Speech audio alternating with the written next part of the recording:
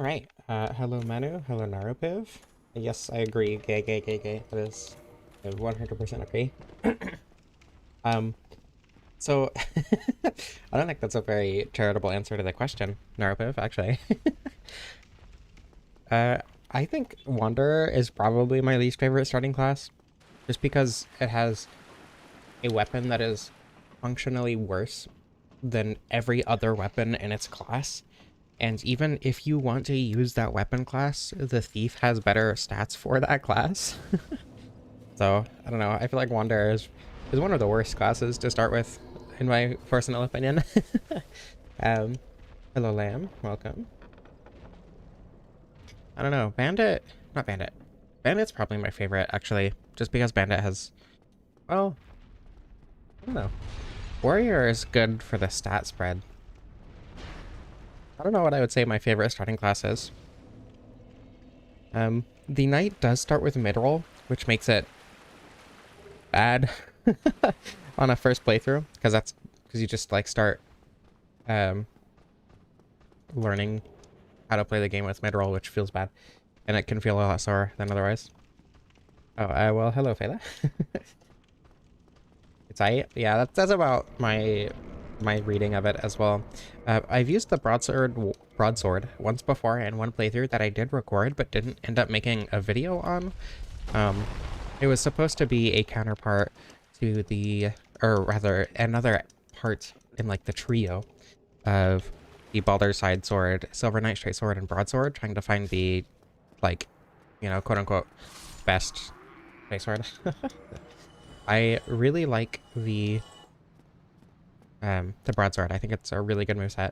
I think it's very similar, if not just straight up the same as the longsword, but better.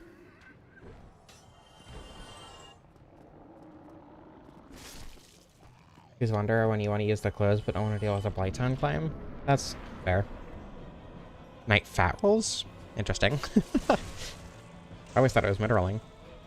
Oh yeah, I guess because you don't start with the sword and shield equipped, so that makes sense. You know, actually, if anything, if you mid-roll then fat roll, then that teaches you about equip load better than any other class. So maybe that's, if anything, a positive. Whoa. Manu, thank you. Participating in beta when I see. Thank you so much. Thoughts on vodka sauce? It's yummy. I like vodka sauce. Yeah, if the armor makes you mid-roll and all the gear makes you fat roll. Does it? Yeah, huh. Cool, good to know. That is no longer a negative.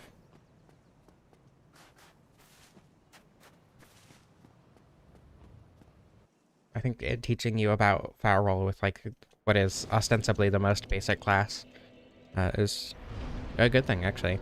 What do I want to level? I know it's quality. Do I want 2740? I guess so. I should probably also be leveling up endurance soon, after I get Havels at least.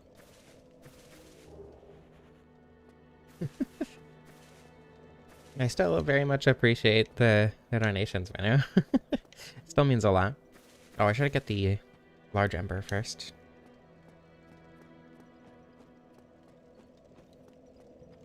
Hello, Astro Lily, welcome.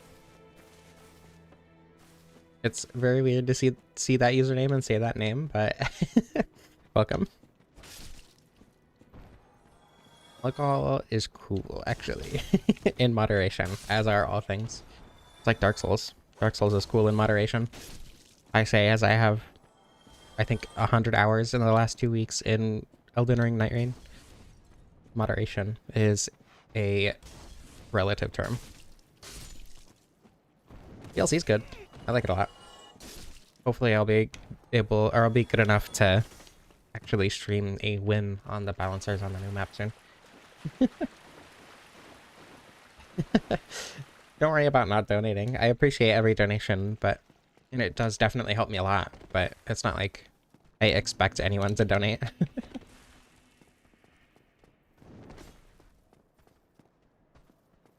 Oh yeah, the 10k special. I need to acquire alcohol first. Did I just mid-roll? Why am I mid-rolling? Have I been mid-rolling this whole time and not realizing it? Oh my goodness. Oh. But it didn't go left.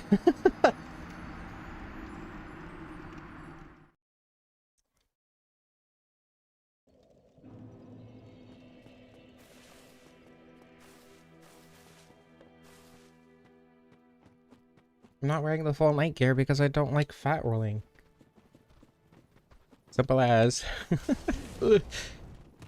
I was thinking about using the, oh my goodness, Elite Night Set for this run because the Elite Night Set looks cool. But I don't know, that kind of goes against the spirit of the run, I think.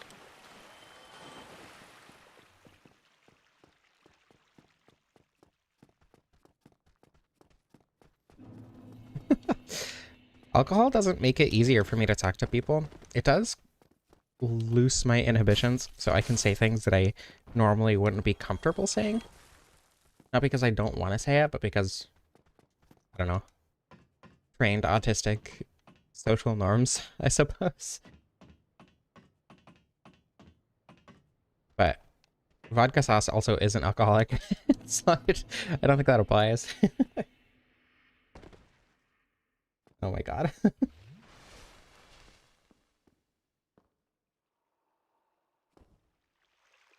Oh my god.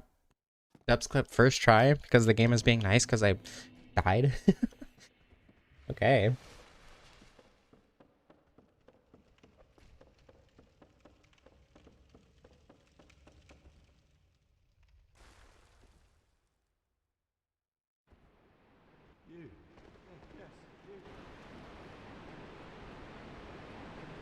Yeah, last time I did a run with the broadsword, I did use Power Within, which made it very, very good. I think it 4-shot Ornstein. It was either 4 or 5, which is like stupid good. But, you know.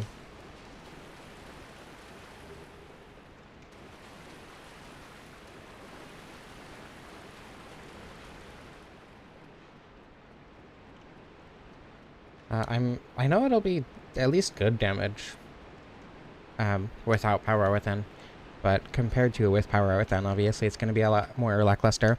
Though I am curious how it'll perform compared to the longsword, because I've always assumed that the broadsword has better scaling. I think it has slightly better scaling and slightly less reach. Come on. Oh, the R2 kind of nullifies the less reach thing. Okay, I changed my mind. It does not. There we go.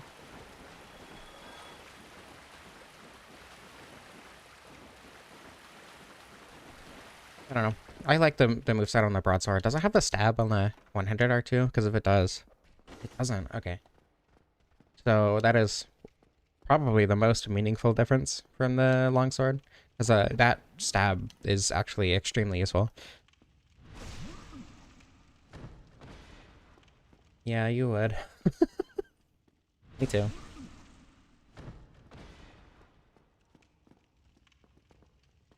I also really like the broadsword aesthetically. Probably one of my favorite looking straight swords in the game.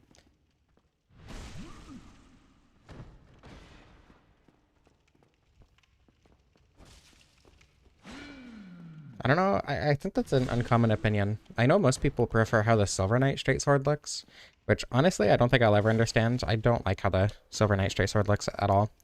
Oh. I think it's very...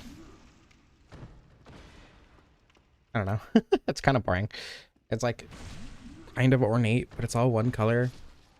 The broadsword, oh, it's simple, but I like it. I like the vibe. Yeah, not having that stab is unfortunate. Less deck scaling. Okay, so it's better for a strength build, but approximately the same for a quality build. Is this not a 100% physical shield? Or did I take damage to something? Oh, right, I probably took damage to fall damage and didn't fully heal it. Stop jumping away!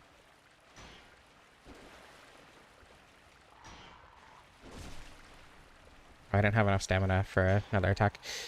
There we go. I should use shields more often again. I kind of stopped using shields very much just because for most circumstances they're not super useful when you just know how to dodge things. But for instances like this, it's very useful. Can you stop jumping away?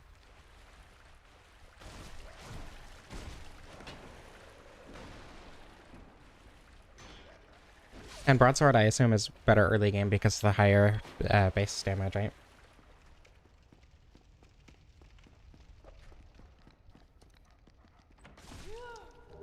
Okay, success. I kind of want to buy gold pine resin, actually. Just for Seath. Because I don't like Seath. And speeding up that fight in any measurable way is appreciated.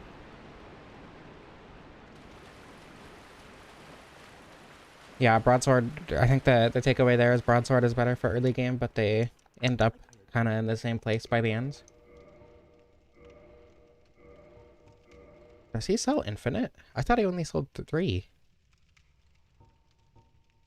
Oh, actually, that might be because I didn't uninstall Goddess of the Sun edition correctly. I don't know. Anyway, my time has come.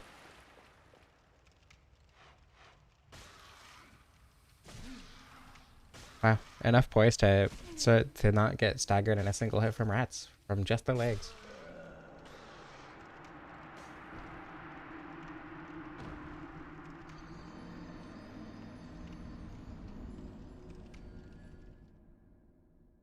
Oh, he sells 3, but it doesn't display that? I don't know why I thought it displayed that in this game.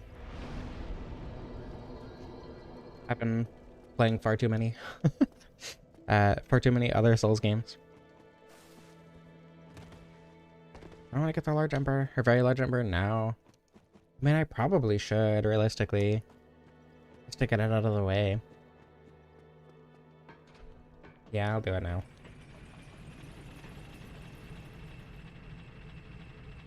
I'm really excited to start streaming Dark Souls 2. Mostly because devising, like, oh, excuse me, early routing is, like, one of my favorite parts of these games. And it's kind of solved for me in Dark Souls 1. Like, there are instances where I'll do stuff that I don't normally do to, I don't know, get dragon skills or whatever. But I already know where all the dragon skills are. I already know where all the demon titanite is. I already know where the titanite chunks are, right? And I have played this game so much that the routing is extremely simple to me now. But with Dark Souls 2, obviously, I don't know where everything is yet. And even for the vast majority of stuff where I do know where it is, I don't know the most efficient routing to get there in any given scenario. Which I'm excited to start finding out. Vlimber. I don't know what that means. But I like that word. I like those syllables. No, don't do the grab attack. Do a thing that moves you. Thank you. Ooh, ooh no, please. Everything's fine. Nothing to worry about.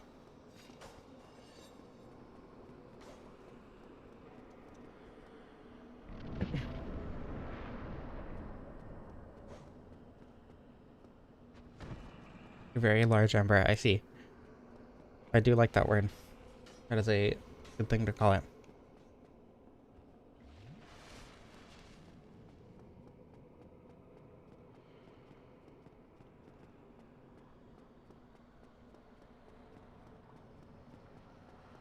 Hopefully, I don't end up dying to a random ghost out here.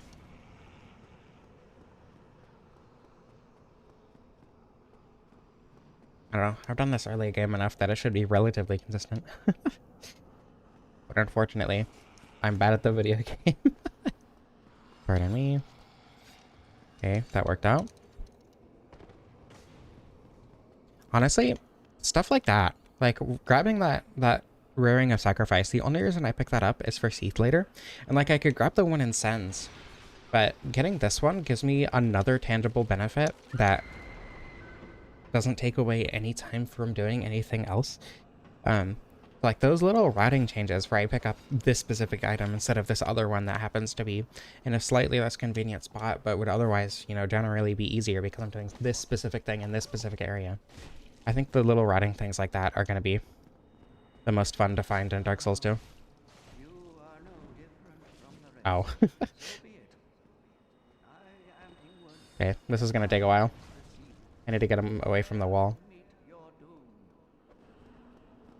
Come on.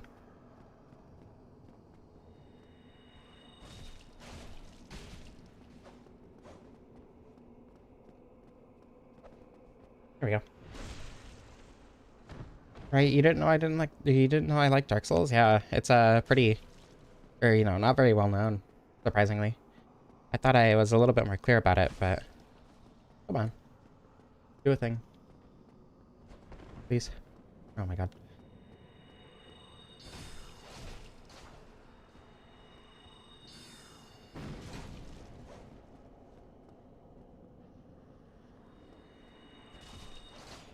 Just get away from the wall!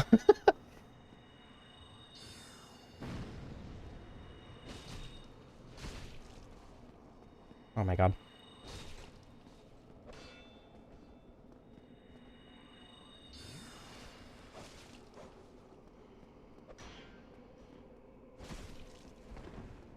I just need you to get away from the wall. Come on.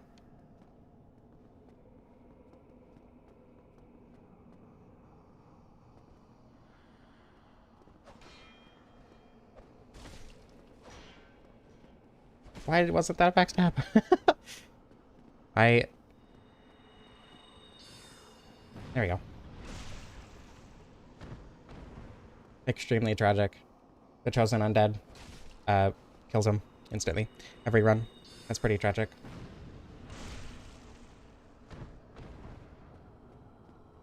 Okay.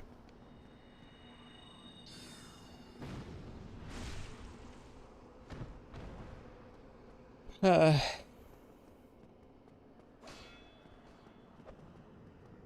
we go. Yeah, this is a Dark Souls hate channel. Absolutely.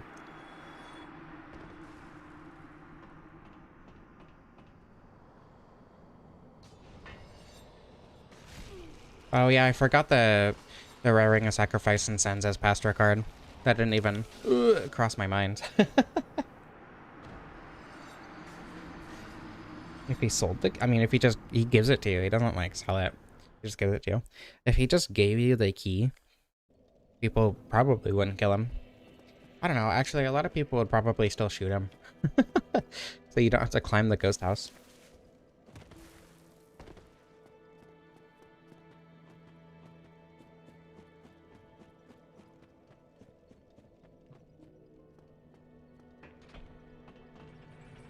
I don't know. I think him selling it is a weird way to get around the fact that he just gives it to you. But after you have the Lord Vessel, he will literally just give you the key. If he gave you the key before getting the Lord Vessel, I think people would still kill him with the bow from the staircase so that they didn't have to climb the ghost house.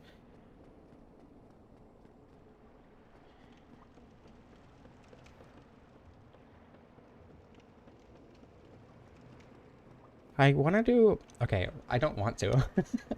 But I think it would be a cool run to get literally everything in the game. Every single weapon, every single key, every single, like, emo and ring and piece of armor. And I have a spreadsheet specifically for that, where I split every item, or every, like, area up and list all the items in every area in the game. Including stuff that's only achievable once, right? So you start as the thief class for the master key at the beginning of the game, but you also start with the pendant, so that you can, you know, have the pendant because that's the only way to get it. And then you can, or then you have to like go through areas, making sure you pick everything up, making sure to get everything from merchants, making sure to get tail cuts and boss fights or whatever. And a lot of it is missable, so I have all the missable stuff like marked and whatever, and I think that'd be an interesting run because then you couldn't do stuff like Illingworth, you know. You'd have to do it in a more intentional progression order.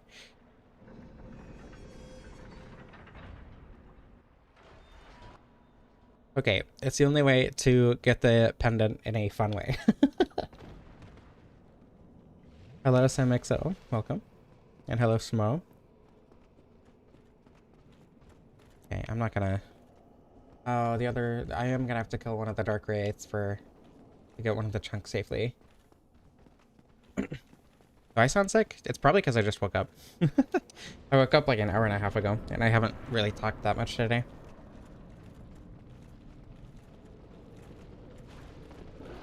I don't know. Personally, I don't think randomly invading people who are just trying to play the video game is very fun. PvP is fine or whatever, but...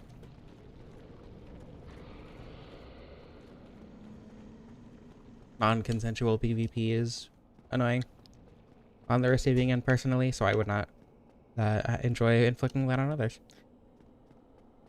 True. Dark Souls 2 PvP is better. I did beat someone with the disc chime, so...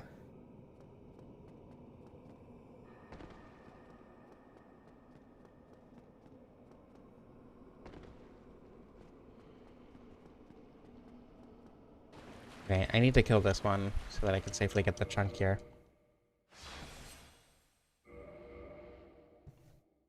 This might take a little bit, but it'll be fine. Oh my god, that's so little damage.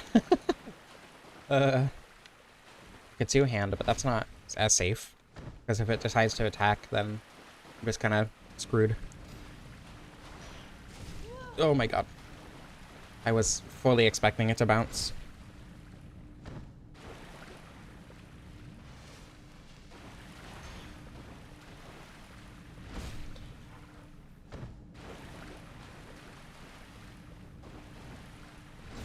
Yeah, Dark Souls 2 invaders are also generally a lot nicer. I don't know. I tend to, like, even when I'm invaded and really, really, really do not want to be invaded at that moment, I still try to respect duel rules, you know, no healing in the middle of fighting or whatever. But sometimes it's so annoying.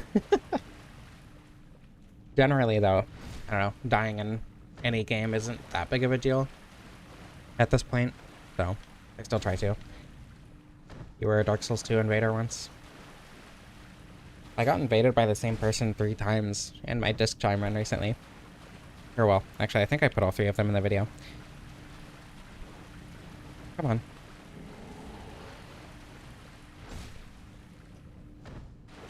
A no upgrade run? Why would I do that? What is the motivation behind that? Just doing less damage for an entire playthrough? I don't know. That doesn't sound super interesting.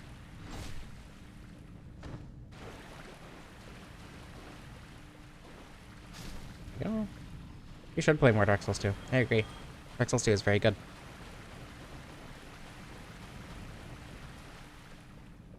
I wanted to make sure that I didn't aggro another Dark Wraith on accident.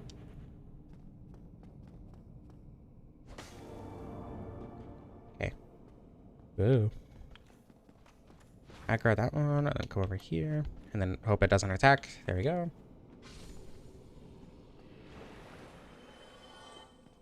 No, I'm not looking for any stream visuals. I have a layout. It's simple and it works.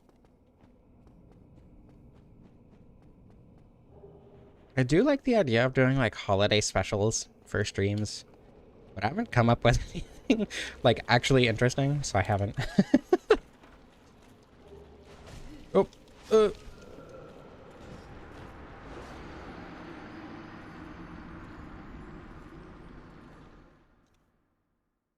don't know. I was thinking of doing like a cosplay run for Halloween or whatever, but I kind of already did a cosplay run.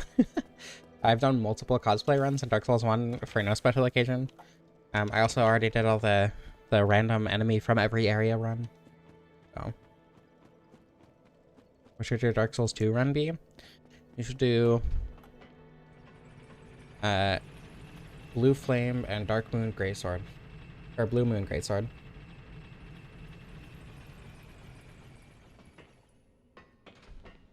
Because you can actually buff Blue Moon Greatsword, unlike the Dark Moon Greatsword, which is, or I mean, not Dark Moon, the Moonlight Greatsword. God damn it, I've been playing too much Elden Ring.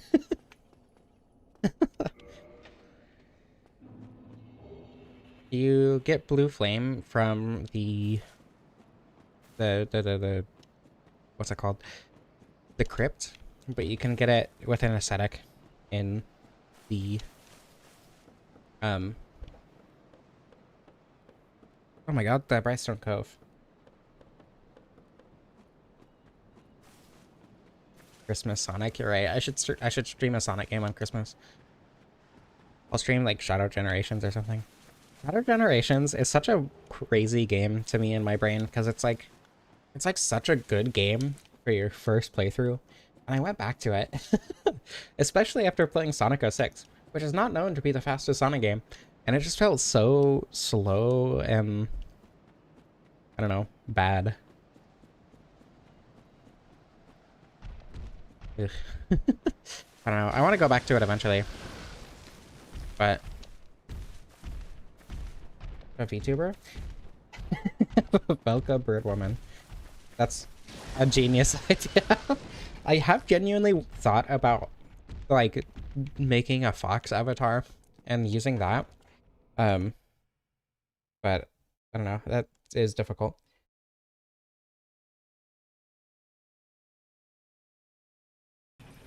I would have to make a... or I'd probably have to make that on my own because I don't have enough money to, like, actually do that myself. Or to commission that from someone myself.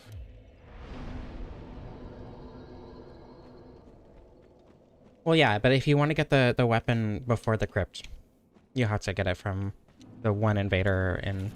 or not invader, but the red phantom enemy.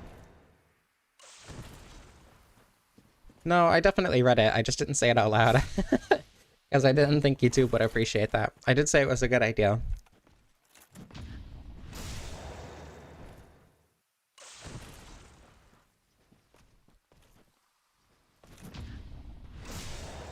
The only spell you need in Dark Souls 2 is Crystal Magic Weapon. If you're using Blue Flame.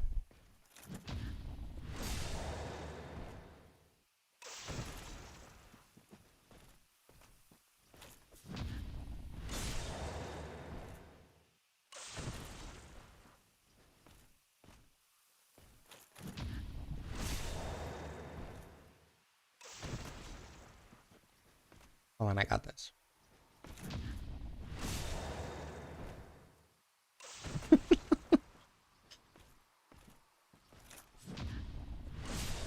Honestly, I would absolutely love to commission Nikki for a VTuber model. Not a, or, you know, like the not PNG tuber, but the, I think it is still considered a VTuber, with like the 2D one instead of the 3D one, with the fox that he drew, or that she drew.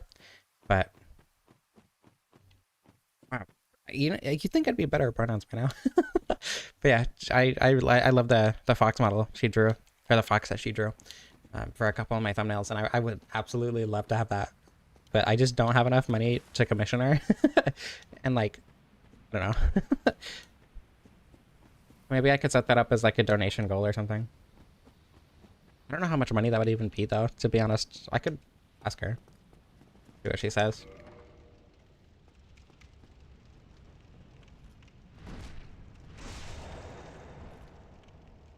How many bones do you gotta sell?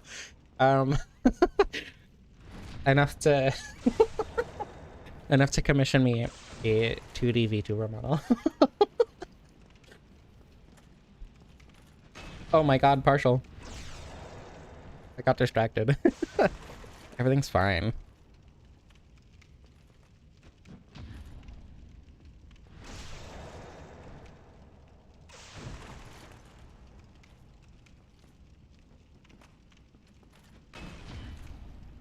I don't know. I think there's like an internet rule for that, actually. No, not a PNG tuber. PNG tuber, I don't like PNG. I wouldn't want to be a PNG tuber. Just because having one image that moves slightly, like, it adds life to the stream for sure. But I don't know. I don't like the vibe that it brings personally for my own content. Like, I think it looks nice on other people's content in general, but personally, not what I would want to go for. But I don't know. Having a little fox moving around in the corner of the screen, I think would be more than enough personality. might be top right, depending on the game.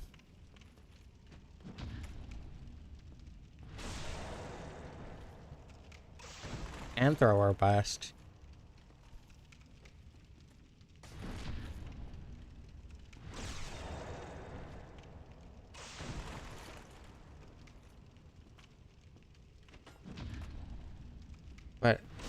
But Anthro isn't like Urian.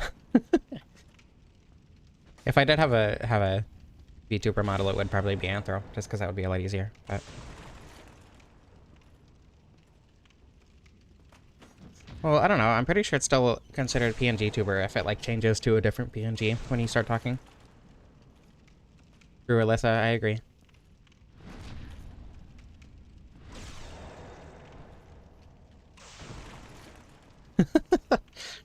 I will not elaborate on YouTube. There are thoughts in my brain. But they do not need to be spoken out loud. Not right now.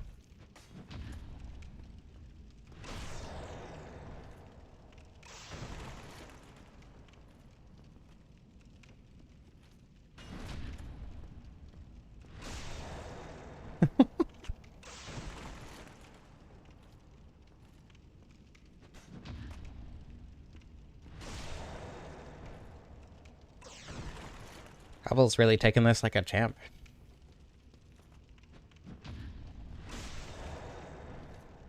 Because I kill Havel very often and it's a very long fight, and I always do it around the same time in the stream. Actually, I think this is like 20 minutes later than I usually do it, because I got the very large number and stuff first. But, you know, same. Okay, I want to get... I think I would prefer chunks over large Titanite shards from the Crystal Lizards. Oh my god. We could all learn a thing or two from Havel, true. The moment I look away, I get distracted by learning a thing about being stabbed over and over by... I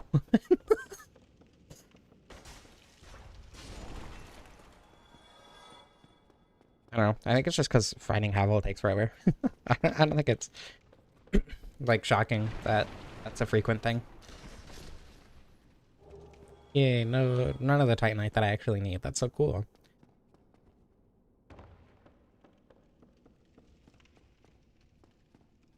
Might have to wait till Anor Londo to get a plus 15. This is tragic. Oh, I should go actually fight the Black Knight here.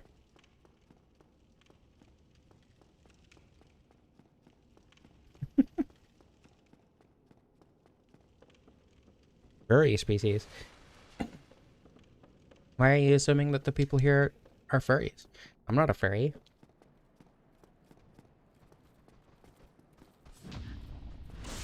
Tyrion is very different. I mean, there's overlap, but I very much would not consider myself a furry.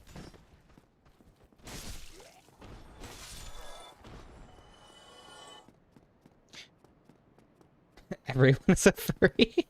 I disagree. I don't know. Would I be a furry if, like, my stereotype is Arctic fox, but my furry species is also Arctic fox, just anthropomorphized? I don't know. I feel like this is gonna sound weird if you're not in the know, but I think calling a Therian a furry is like calling a trans woman a femboy. I think that's a comparable scenario for a lot of people.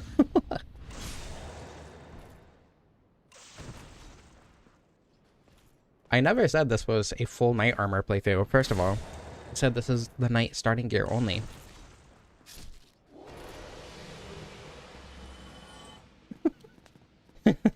I know I'm right. I tend to be. I have good opinions sometimes. Just because I like Lundenzalen and Bed of Chaos doesn't mean that I'm like stupid or something.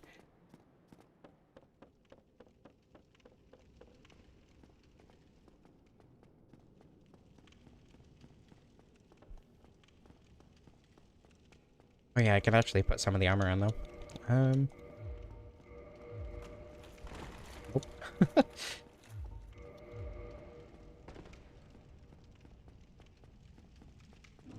Lundenzalen are good. True. That's still mid-roll. The nice stuff is heavy. I guess I also have no endurance at all right now, so. A humanoid human is a furry. True. I agree. Humans are animals. Therefore, everyone is a furry.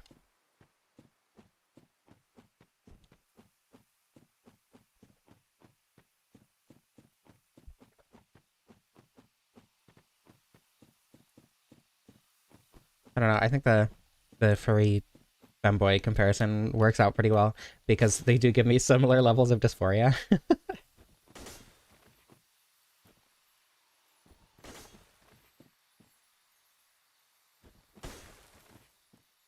Or rather, similar forms of dysphoria.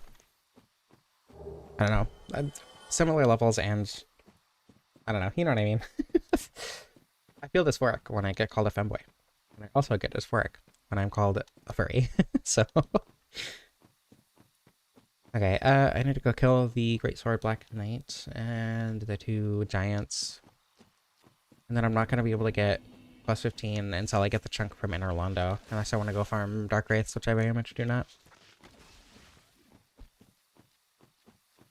I have a few soul items, so I can definitely at least get to a plus 10 right now. Actually, I should be able to get to a plus 13. You think?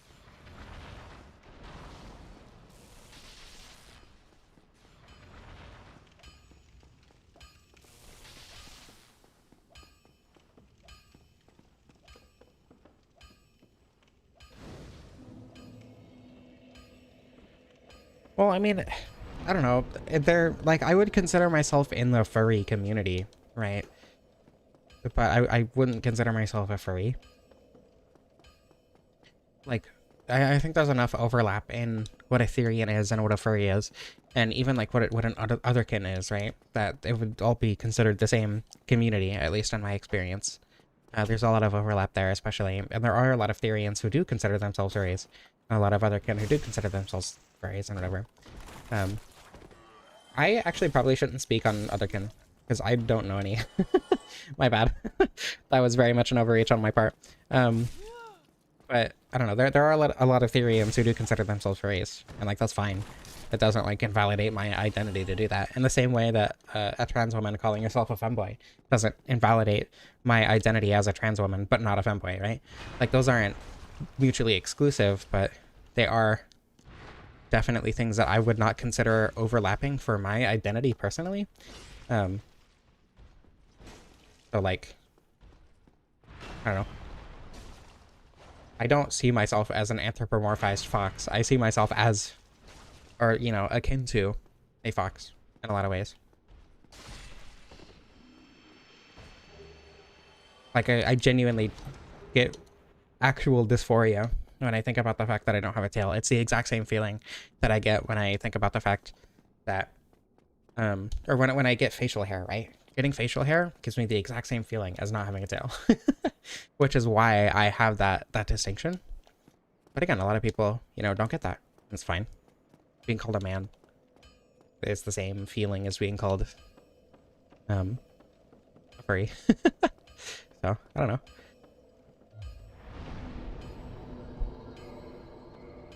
Identify as whatever you want. But my identity is different. Internet is homophobic.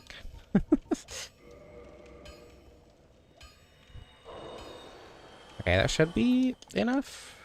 Depending on how much it costs. Actually, this probably won't be quite enough, but... Oh wait, maybe.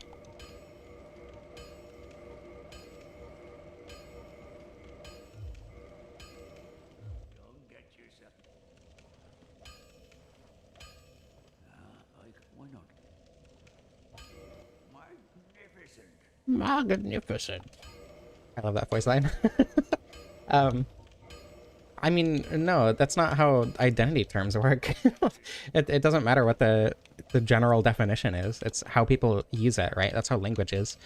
I genuinely don't think it matters what, like, the general definition is for, I don't know, woman, for instance, right? It doesn't matter what you personally think a woman is. It doesn't matter what people say is and isn't a woman. What matters is how the term is viewed for the person whose identity it is. So it doesn't matter what you think. This isn't like what it is or isn't. It is just true that that's how identity terms work. Alright. Damage. Feels good. Actually having damage. Like, it's not respecting my wishes, it's just understanding how language works and how identity is communicated.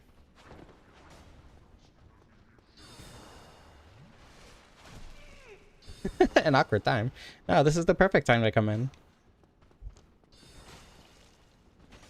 We're talking about identity and communication and stuff. It's cool. I like these conversations personally. I don't know. If that kind of thing makes you uncomfortable, I feel like, oh my god. It's kind of a... It's either because it relates to trauma, which is totally fair, or because you don't want to, like, learn and come to terms with things, which is, you know. Lady knights are pretty, I agree. Ladies in general are pretty. That was scary, also. Don't mind the fact that I almost died to 3 random Baldur Knights. We're fine.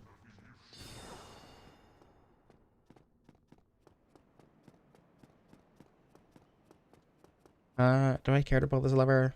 No, not really. Pardon me.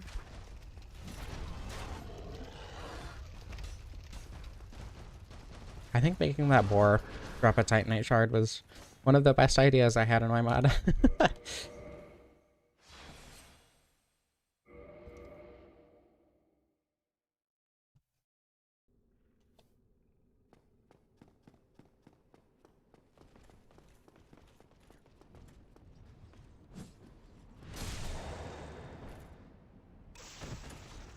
Ugh, damage feels good. I don't have to spend 5 minutes fighting one Black Knight.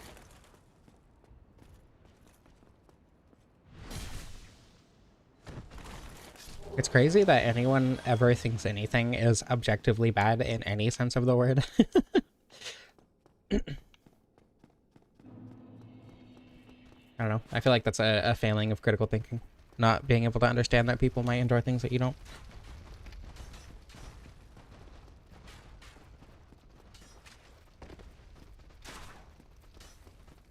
I'm kind of surprised that door didn't get closed, but I am not complaining.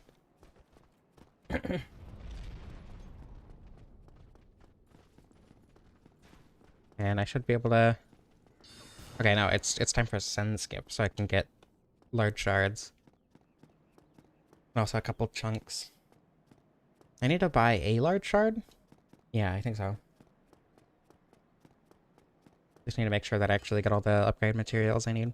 And my last chunk is going to be from the Anne Orlando one. Because you constantly fall off a ledge. That's really funny. What ledges? I mean, I fall off ledges all the time because I'm looking at chat instead of actually playing the video game. So, you know, like, not wrong. But I don't think that's the game's fault.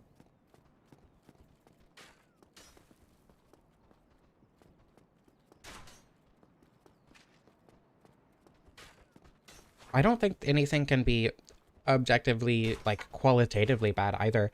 Or rather, no, I don't think in a, like, game can be objectively, qualitatively bad. I just don't think that terminology works. Like, I don't know. I think Sonic 06 is a really good example of that. Like, yeah, it's buggy, but for instance, Sonic Adventure 2 is significantly buggier, but it's still considered an objectively good game, quote unquote, by people who would use that terminology, right? Like, I don't think objective failures necessarily make anything objectively worse, right? Like, you could say something is intersubjectively bad, like Sonic 06 is intersubjectively bad because it's buggy. But that doesn't make it objectively bad, you know? Hello, Loch Nessie monster. Welcome. Darn soul. When your soul is darn.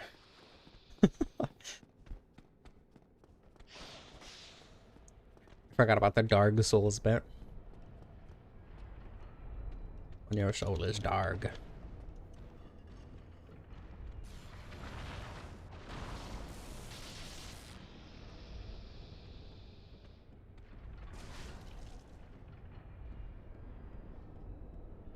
Oh, how's everyone doing?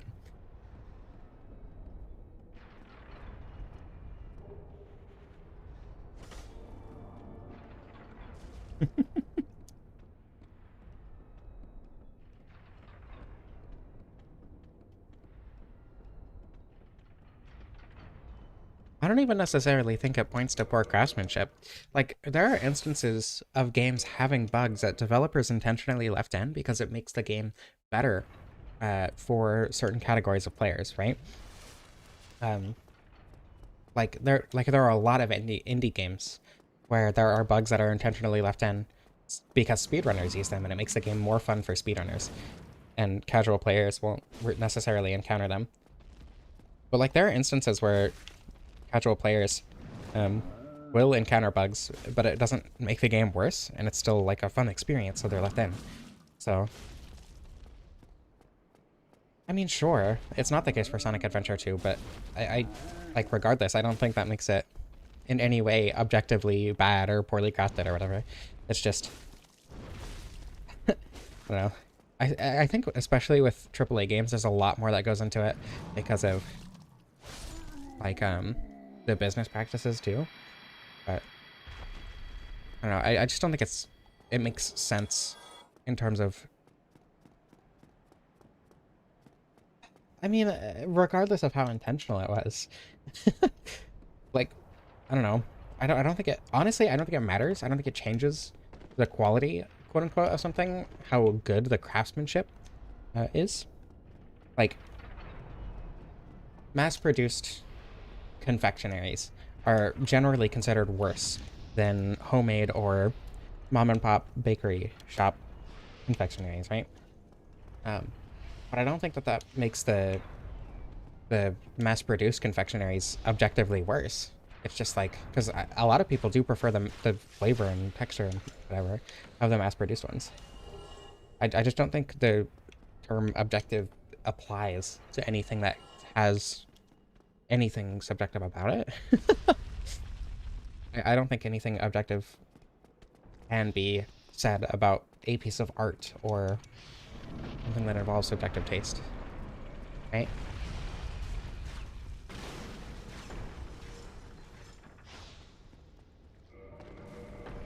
Yeah, exactly. Mass-produced sugar cookies have their own charm.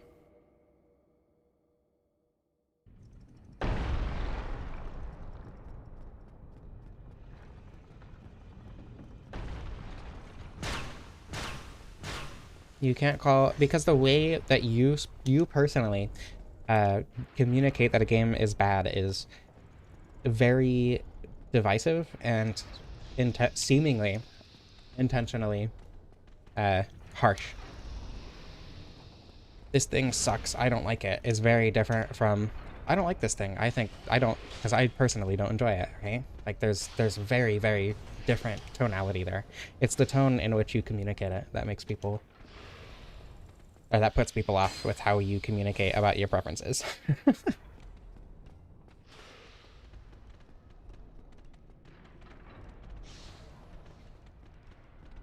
And like, there are objective qualities to things like games, right? Like, it is objectively true that Dark Souls 2 has more build variety than Dark Souls 1.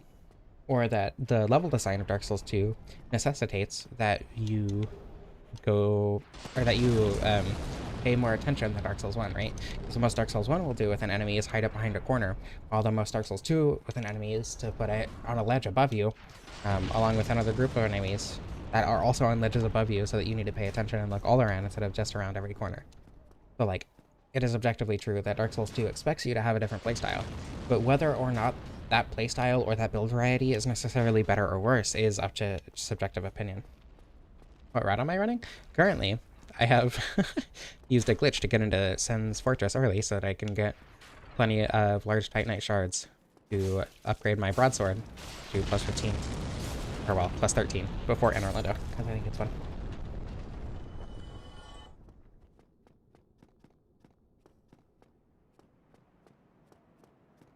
I think all criticism has been, or at least all mainstream criticism, has been intentionally inflammatory for a long time. Video games and otherwise. Why did he not try to turn around? Yeah, Dark Souls 2 is objectively a Souls game. True. I agree.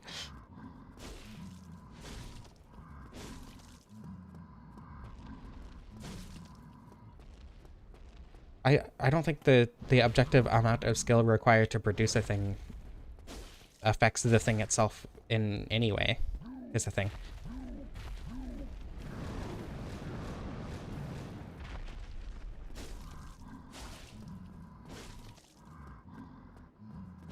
There you go.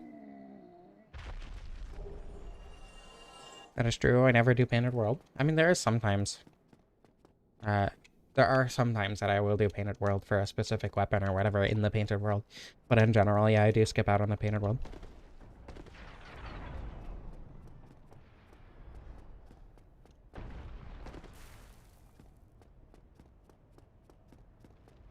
I think I only need to buy one. So I should have enough. Go along, try and make.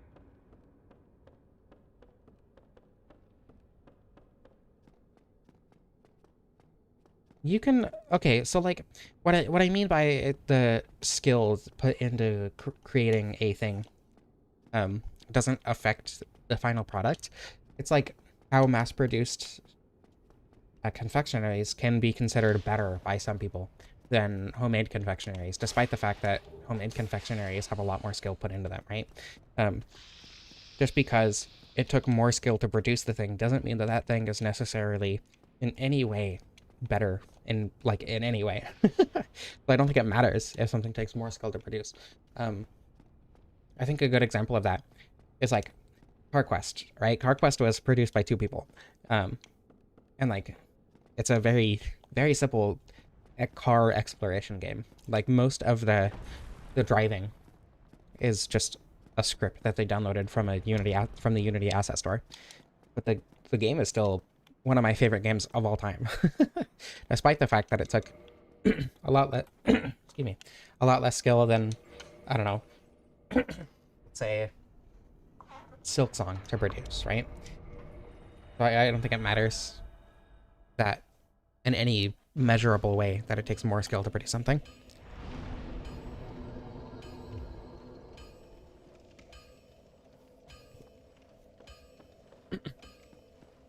I mean, I guess it is there, but why does it matter?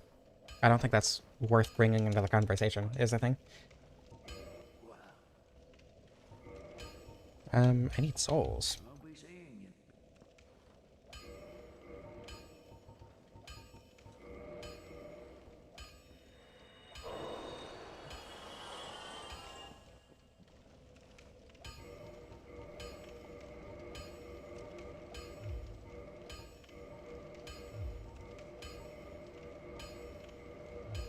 Okay.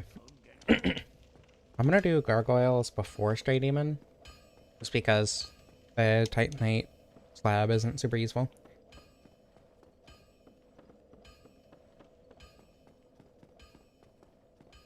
Right, but that's a subjective thing. It's like, it's like, I don't know. Dark Souls 2 was created by less experienced developer, or rather a less experienced director than Dark Souls 3, right? That is objectively true. But that doesn't matter to anyone's enjoyment of it. What does matter to people's enjoyment of it is the outcome of that. I really like Dark Souls 2 because of that, because it ended up in the director trying a lot of things that a more experienced director wouldn't have tried, right? It ends up leading to a dramatically different experience than if Miyazaki had directed Dark Souls 2. But that doesn't mean that it being created by a less experienced director has any direct effect on my enjoyment of Dark Souls 2. It's just that it created outcomes that created something that I personally happened to like more.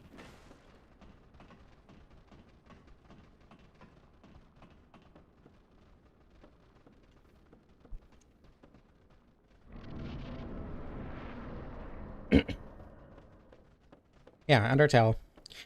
I think it's less that people do at all care about the skill that goes into creating something, and more that people think they do. Because, yeah, Undertale is a really good example of that. Undertale is beloved, but behind the scenes of it, like, it is objectively true that Toby Fox put a lot less skill into it, into a lot of aspects of it that people do really enjoy, opposed to other things. I'm arguing against the amount of skill going into a piece of art changes anything about it. It doesn't matter how much skill goes into a piece of art. Like, yeah, it is objectively true that a certain amount of skill goes into a piece of art. I don't think it matters. I don't think it's worth bringing up into a conversation whatsoever. Like, I think it's impressive that Silksong was made by, like, 5 people or whatever, right? I think that is an incredibly impressive thing. I don't think that affects the quality of the game whatsoever. And I don't think it's fair to say that the vast majority of people do care about that. Yeah, exactly. People care about the skill put into it only if it looks like it did or didn't take some amount of skill. It's the outcome that people care about, not the actual amount of skill that goes into it.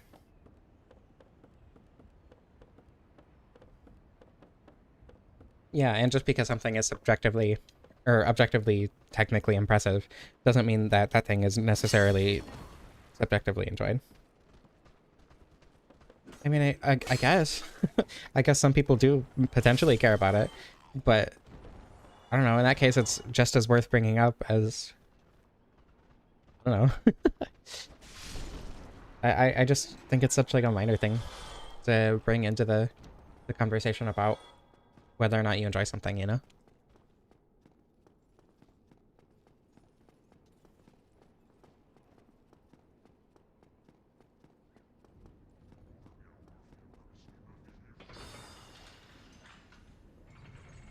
No, that's not necessarily the problem with AI art.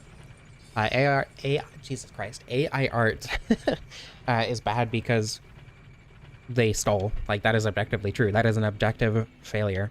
They did steal from artists without their permission, and without any compensation.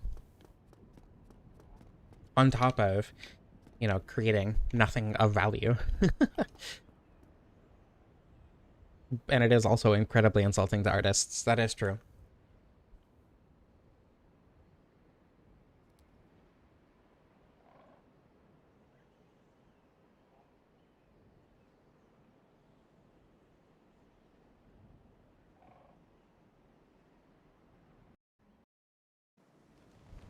I think I think the biggest failing of AI art is that it isn't art. And that it's just a reconglomeration of other people's ideas that were stolen.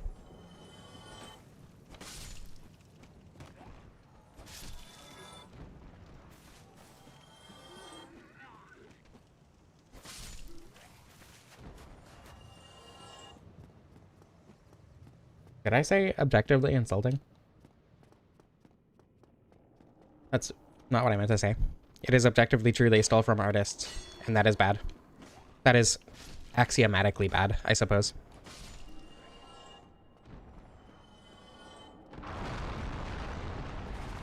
Intersubjectively bad, maybe.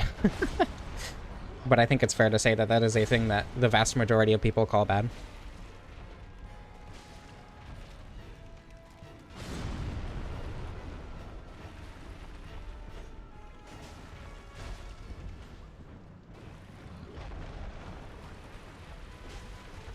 Yeah.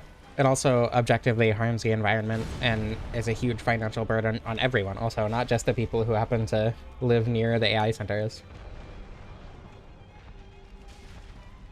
Like, RAM is stupid expensive now.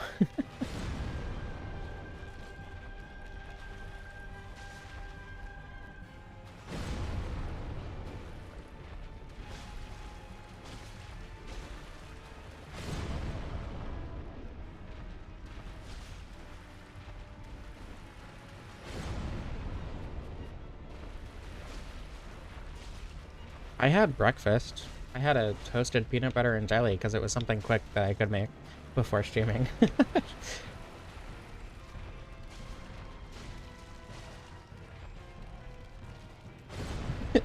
Yeah, if you're enjoying the stream and the fact that I am not AI, I would really appreciate a like, because it does a lot for the algorithm. It means a lot to me. Helps me know that I'm doing the right thing and that I'm making things that people enjoy.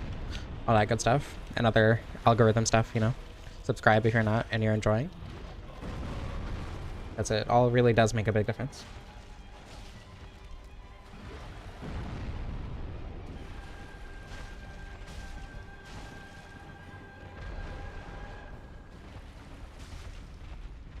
You're gonna explode in Monster Hunter when I sever a boss tail. I don't know, I don't tend to sever tails in this game.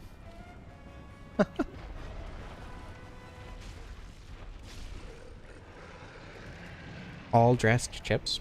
Is that like loaded nachos? Or fries? I don't know why I'm going up here.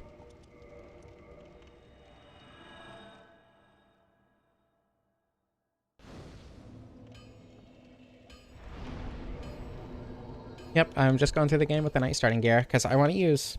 I'm gonna go 27 actually and level up endurance of it. Because I want to go through the game with every weapon at some point, and the easiest way to go through the game with the starting gear equipment, or I think the most interesting way rather to go through the game with the starting gear equipment is to only use the starting gear equipment. I think that's more fun. Oh, that can be. Oh, it just didn't update. Honestly, maybe I shouldn't be complaining about the fact that I can't wear the armor, because it's really loud. A Canadian chip flavor, like dill pickle or barbecue chips. Interesting. Hello, Lucky Dragon. Welcome.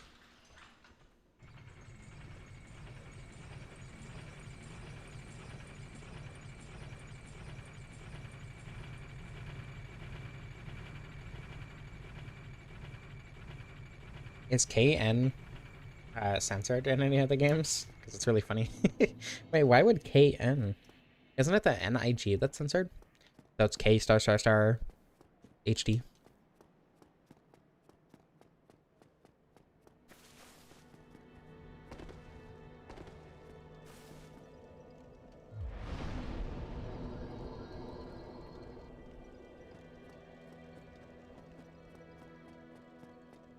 Yeah, I also don't like doing anything other than light rolling in this game. I think mid rolling just makes the game kind of boring, to be honest. There we go.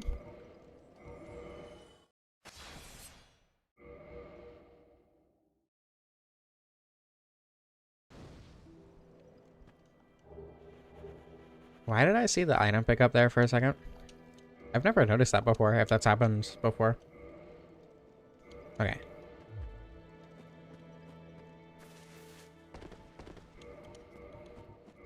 The most boring of ring combinations. Oops, I thought I pressed the button. Mid-roll. There we go. That looks more knightly.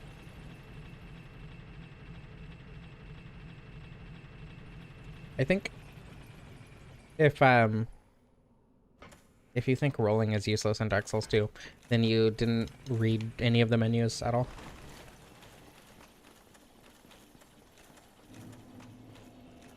But also, even without ADP, you use rolling to reposition constantly.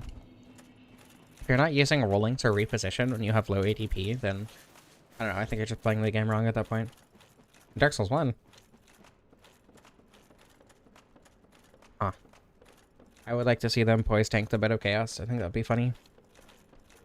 Like, you definitely could if you had a bow. But I don't think they know that bows exist.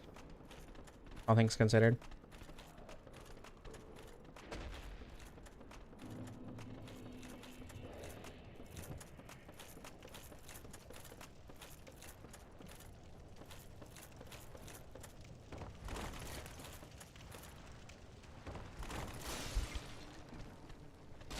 I've never done Dark Souls 2 Soul Level 1.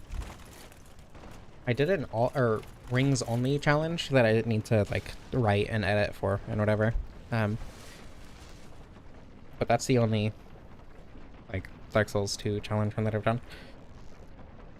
Oh well, I guess I also did bows only. That one was pretty awful.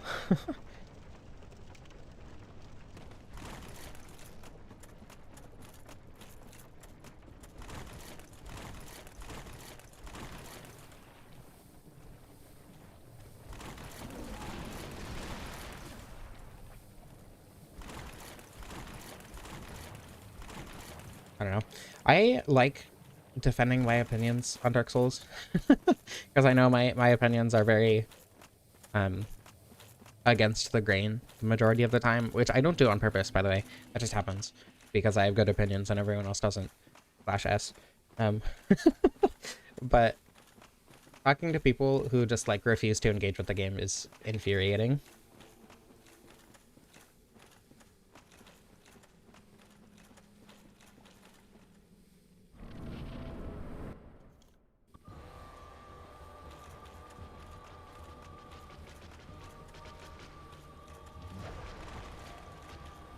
I don't know. I'll talk all day about how Bed of Chaos is actually a pretty cool and interesting fight, at least in concept at worst. But the moment someone's like, well, all the bosses in Dark Souls 1 are bad, they're just like not worth talking to anymore.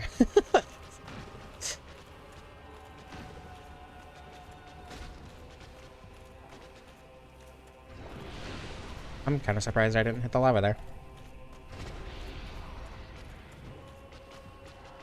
Okay.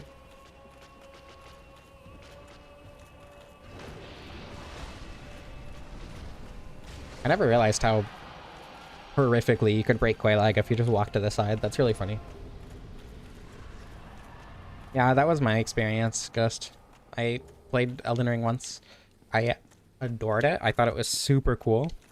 And then I played it a second time and thought the bosses did too much damage, or the late game bosses did too much damage, and that a lot of bosses just kind of nullify certain builds, which isn't very fun. Stuff like that, and I just kind of stopped enjoying it.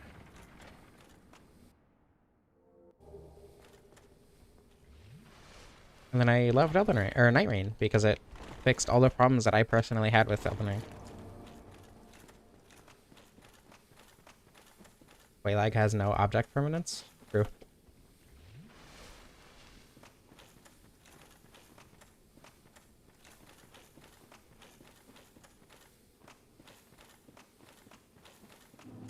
I don't think any Dark Souls bosses...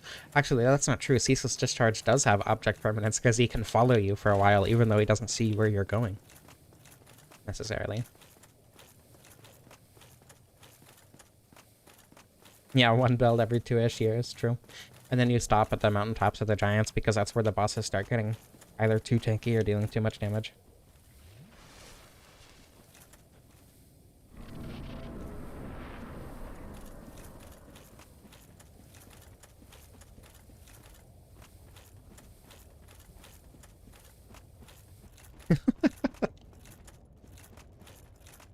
I don't know, I imagine they can pretty easily see around the pillars, though.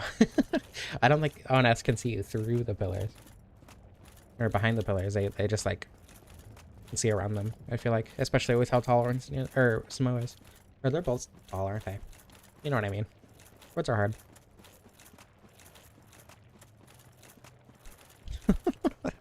He did talk to a doctor. A witch doctor, but a doctor. And he got a ring for it. And then he lost the ring.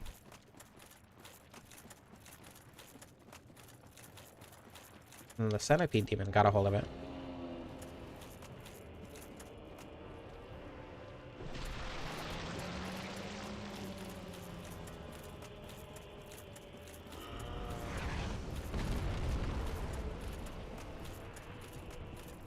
But the top part of the pillar is made of, like, multiple distinct pillars that have gaps between them. Thought the ring turned into the centipede? I don't know. Something like that. The ring is in the possession of the centipede demon somehow.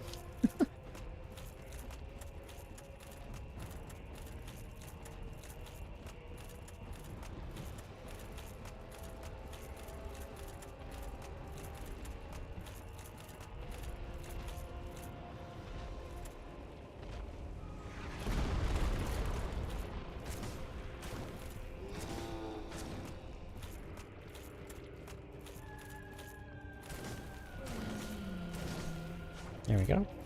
Extremely difficult boss fight. Dang, there's no excuse for the old Iron King in Dark Souls 2. This is tragic. I'm actually gonna have to fight a boss that slams you. I could have used a lot of different verbiage there, and I chose not to.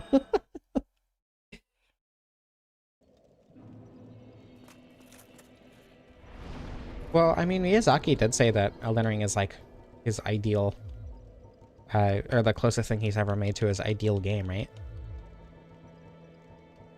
I don't know that it'll get slower, to be honest. Do I want to keep leveling endurance? I don't know. Let's see where this gets me in terms of wearing the whole set. It's still a mid-roll. 31. I'm gonna need like 120 max equip load. It's so much. I'll go for it though. Alright. Iron Golem.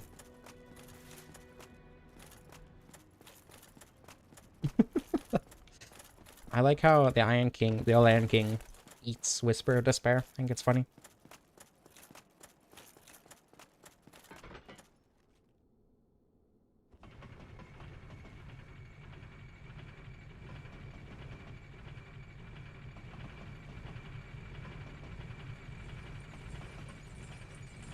I don't know. I think the speed that Dark Souls 3 and Elden Ring went with is extremely boring. Just because all they can do to increase the difficulty is either make you roll more or make it faster. Which I find extremely boring. The thing about that, though, is that Night Rain is faster, and I do think that they made it harder in a lot of different interesting ways for some of the bosses, but it's the bosses that everyone hates. So I don't think that they're going to continue going with that. Like, I love Noster. I think Noster is one of the best bosses in Night Rain, because the difficulty comes from managing two extremely disparate enemies. Like, attacking one while the other attacks you. It's like, I don't know, like Twin Princess. Twin Princess is one of my favorite Dark Souls 3 bosses, because while they are fast, they're difficult. Not because they are fast, but because positioning matters so much more, right? Or like, I don't know. Like I don't want to give too many DLC spoilers, but the final boss of the DLC, it has a gimmick on top of being really fast and having long combos and stuff. So I don't know that's necessarily true, but part of that is also just speeding up the characters and giving them all unique abilities and stuff to deal with those certain instances differently. I think that kind of falls apart a little bit with something like, oh no, that's not even true. I didn't say Noster is better than every other Night Lord. That's not even remotely what I said. I said I think it's one of the best bosses in Night Rain, because it's actually interesting and fun, as opposed to, like, I don't know, Holster, where the only reason Holster is difficult is because he's fast and has long combos, right? As opposed to like Augur or Maris, where the reason, I don't know, I wouldn't call Maris particularly difficult, but you fight her dramatically differently with every single Nightfarer, right? Iron Eye, Recluse, Revenant, and Duchess can use spells, or can use ranged attacks. But every other character has to fight the tentacles that come out of the ground in order to do meaningful damage. And I think that difference is really cool. And Wilder can use this grapple to deal with them extremely quickly and easily, as opposed to, say, Raider, who can very easily tank a couple hits from the tentacles despite them doing a bunch of damage. Oh, did someone say Noster is the best? That's a good opinion, though. I agree. I don't agree, but I think that's a good opinion. I have never used Sleep on the Balancers. I think they're a really fun boss. I think they're... The only problem with them is the fact that they kind of randomly switch aggro. If they didn't randomly switch aggro, like, you know, Ivory King. If they didn't give me an Ivory King experience, I would love the Balancers. But I do really love the Balancers. They're really fun.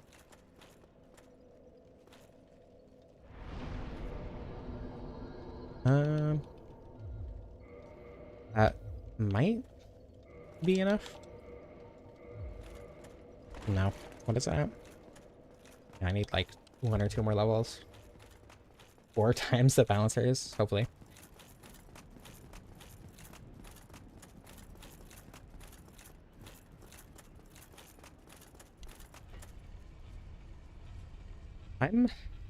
I feel like they won't end up doing Everdark Dreglord, just because Dreglord is kind of in the same vein as Holster, where it's this crazy powerful being that is like the strongest thing. I don't know. We'll see if they end up even doing Everdark Holster. I hope they do. I think that would be interesting. But I already don't super like the Holster fight, so if they don't end up doing Everdark Holster, I won't feel super bummed out about that.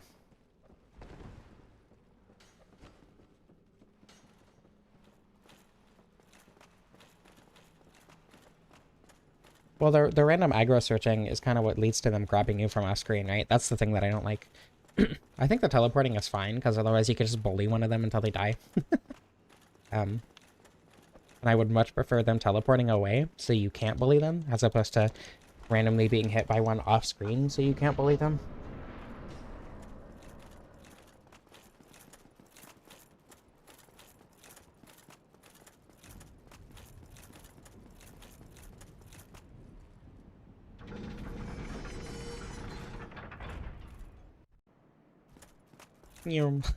There he goes. I don't think it would be unreasonable for Holster and Dreglord to get Everdarks. I just don't think it's super like me.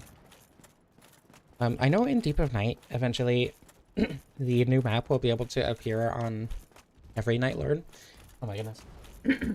But I really hope that the new map will be able to be used on every Night Lord. Not on Deep of Night, because I just don't super enjoy Deep of Night a lot of the time. I think bigger numbers isn't necessarily the most fun way to play the game. Like, it is harder, but only because you get one shot by everything. I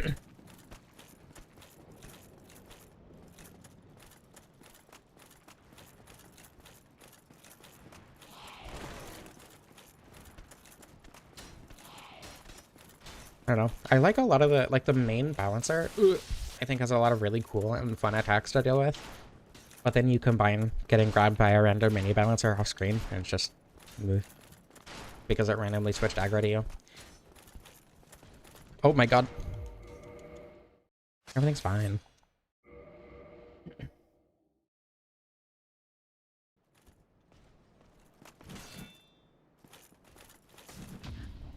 There we go.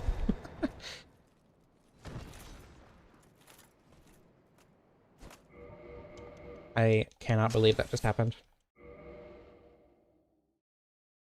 I mean, Deep of Night also does have, like, I don't know. I think Deep of Night is an interesting concept, and I do think it's fun. I just think it's a little bit much sometimes. There we go. Also, that damage is kind of disappointingly low, to be honest. Hopefully it gets a little bit better once I actually have quality levels.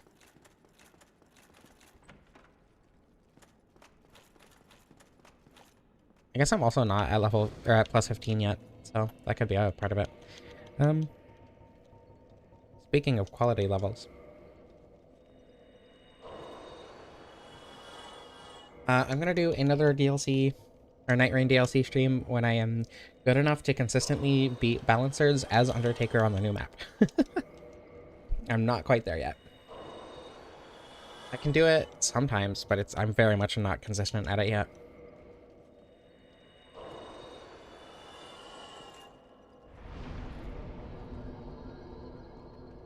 Okay, that should definitely do it. I'm gonna level up Vitality to 20, and then I'll start leveling up Dexterity.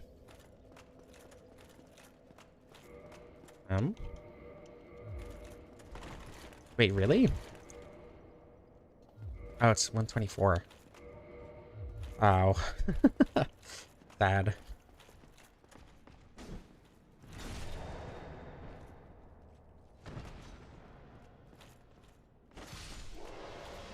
Math is hard.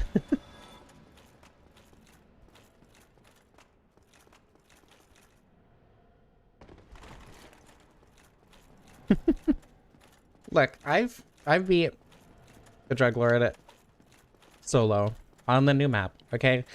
I can do it. Actually had a pretty good run for that though, to be fair.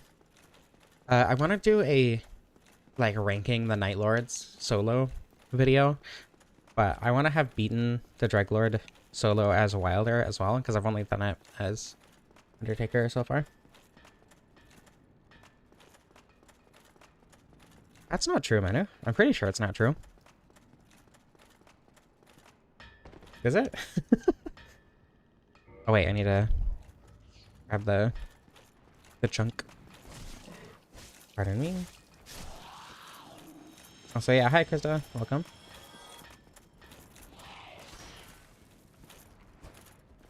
Can you stop?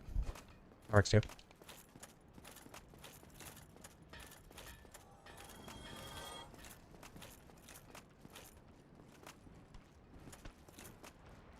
Yeah, I think the that one move that happens halfway through is a little too much. It's a little bit too much damage sometimes. Come on, come here. Oh my god. Fine. Be like that. Ooh, owie. That works.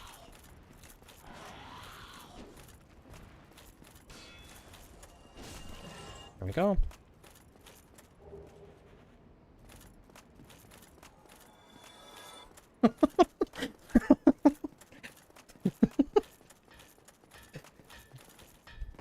That response is very funny, Krista.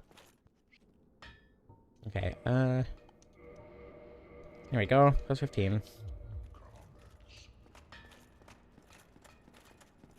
Mr. Burns, like man of Simpsons fame. Interesting.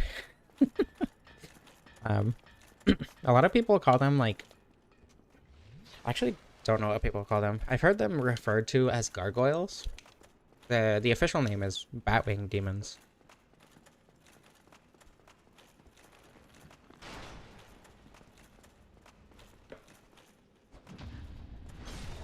Okay, well, at least level 15 is a one-shot with a crit.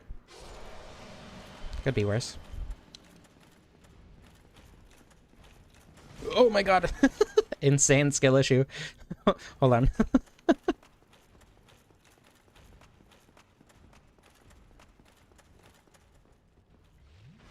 Okay, everything's fine.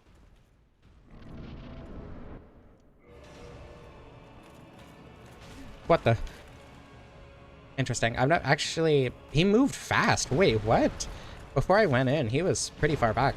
Yeah, that damage is way lower than last time I did this run, but I did also level up strength and dexterity to 2740 before I got here last time and didn't level up endurance or vitality at all. So, that's definitely part of why.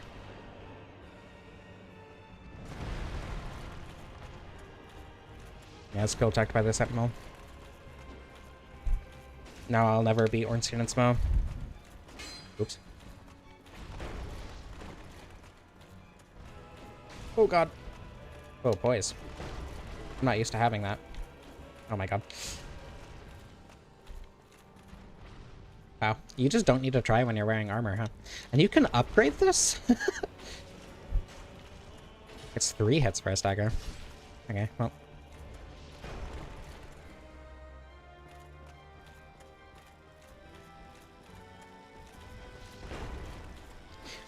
Upgraded armor must be funny.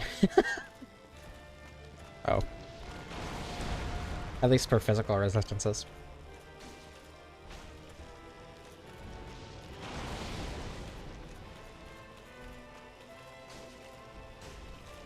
Oh, I was really hoping that would be a stagger at that point. I'm kind of surprised it wasn't. Really? Oh, has a lot more poise than I remember. Unless it's been over the 5 seconds between every hit. But it felt faster. Fully upgraded giant armor is ridiculous. There's a stagger, finally. Okay.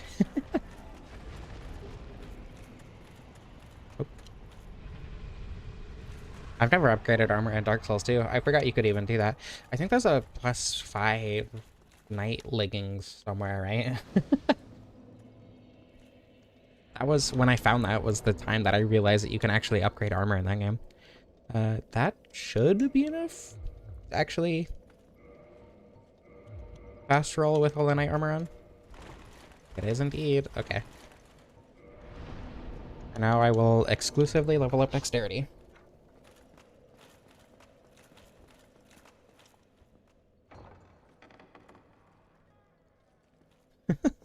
Yeah, getting your pizza an hour late is never a fun experience. Yeah, I did a New Game Plus Dark Souls 2 run recently. That's definitely where I found it. Are you sure it's not in the there's not any in the DLC though?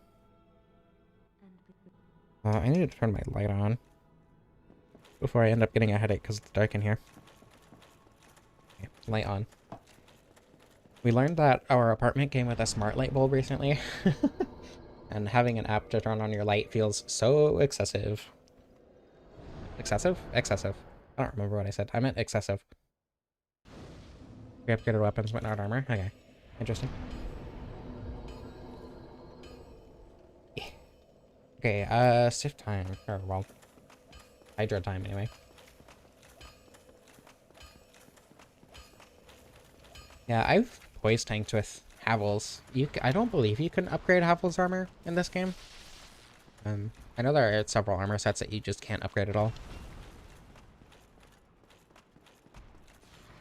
I'm pretty sure Havel's is one of those.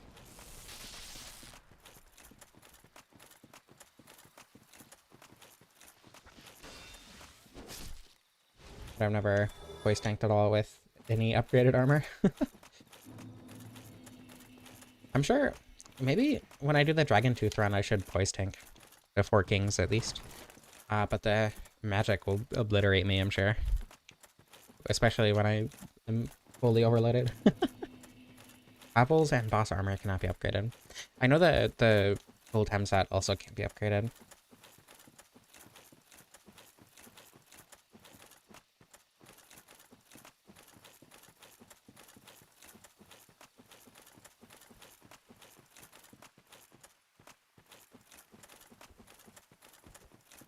You need embers to upgrade armor past each of the thresholds. I should check that. That wouldn't be too difficult to check. Stone armor also can't be upgraded. That makes sense. Yeah, the special armors can't be upgraded. Or well, that's not true because the brass set is it brass set? The Silver Knight set takes Twinkling Titanite. Armors do not need embers. Okay, interesting.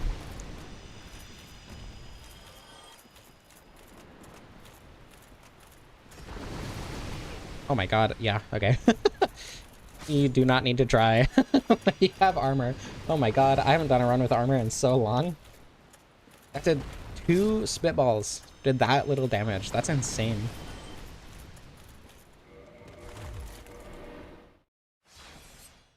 This game's easy. No wonder people swear by Havel's.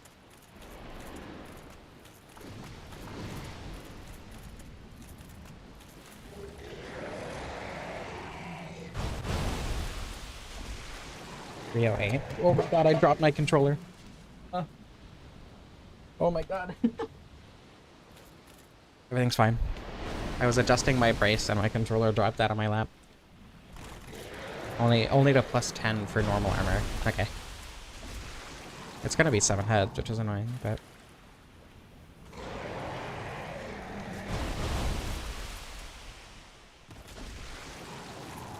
Yeah, even if I did all jump attacks, I'm pretty sure it would still be 7 heads.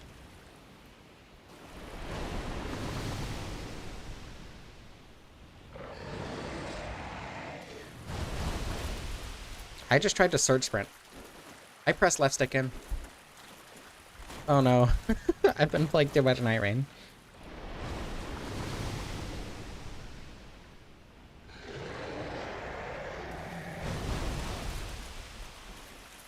Oh, so you do still use chunks on armor. It's just, it takes it to +10 instead of +15. Ah! Owie. Really? That didn't hit? It's annoying.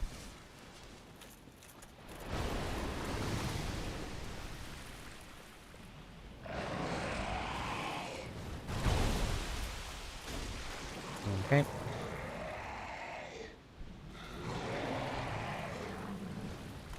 Why are you all the way over there? In what world?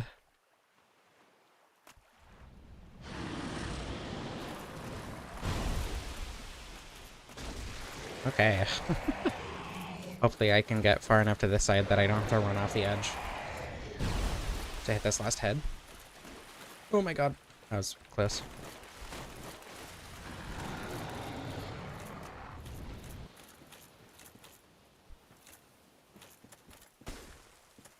A little early.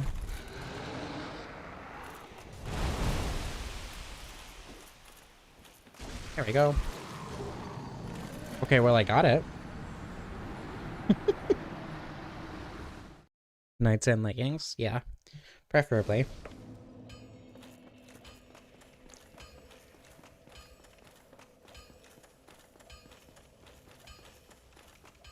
You know, at least the Hydra's dead. That's what really matters. I have to run all the way back. Oh my goodness. See, this was the moment where I'd be tempted to bust out the SR gadget, but I will refrain for this once. I did a gadgetless playthrough recently, but I don't remember when that was. I think that was like 2 to 3 weeks ago. Hydra, indeed. I used to... when I was a young child, my brain would come up with the stupidest bits for no one but me. And they would all be really bad puns, and I never shared them with anybody. I would just like chuckle to myself every time I thought about them. And one that I cannot forget. I think I was like maybe 5 or 6 when I came up with this one. There's a character, or there's a in SpongeBob SquarePants Battle for Bikini Bottom, there are robots that you have to fight, right? And there's like a enemy catalog thing that you can see in one of the buildings, where you can see like basically a bestiary of all the robots that you fight through the game. And one of them is called Monsoon. Yeah, Cheerio story, except I came up with them myself this time. And every single fucking time I saw one, my tiny little brain would be like, Monsoon, you're gonna be gone soon. And I was so proud of myself for that one.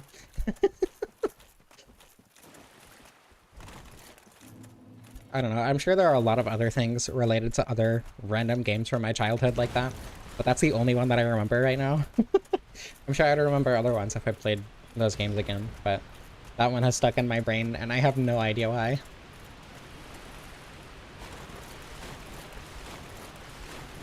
I don't know, a lot of the bits I come up with are purely for me.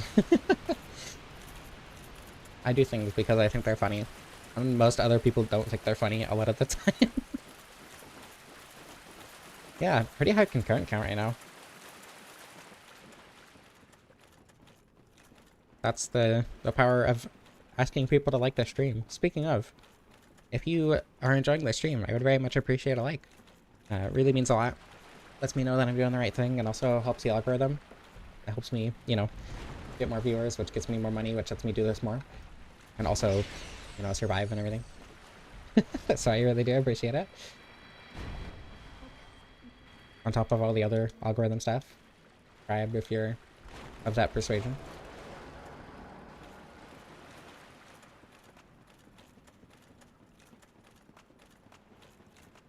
Right. You know, I think it's funny that the highest concurrent count in this stream so far is during what is arguably the most boring part of the run. Top Hat is a dumb system. What did you say that didn't come through? I can switch my view to live chat. Hold on. I don't think I'll be able to see anything that was posted before I switched it, but... Oh, Nights Outside Leggings is better. True. Someday, you'll be a tree frog, or do I try to find? For the day we see new life, I give my life, not for honor, but for more yappage, which is the best part of this stream. I appreciate that. you, Snakey. In my time, there'll be no one else. Ignore the fact that I switched keys like 6 times.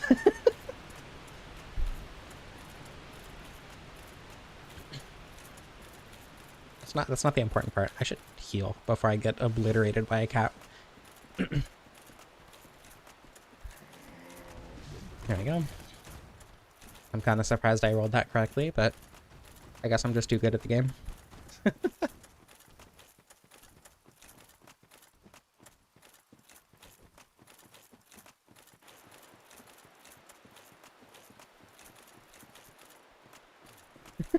This feels slow, doesn't it? I don't know if that's just me. Like if this feels the same pace as normal, or if this feels particularly slow. I can't put my finger on why. Probably because I died actually, and I'm not using DSR gadget. Yeah, there is a cat that I can think of that I would be obliterated by, but those cats maybe not so much. All right now. Sneaky, there was your nickname. It's cool. I didn't know you were Naked Snake. That's crazy. Big boss.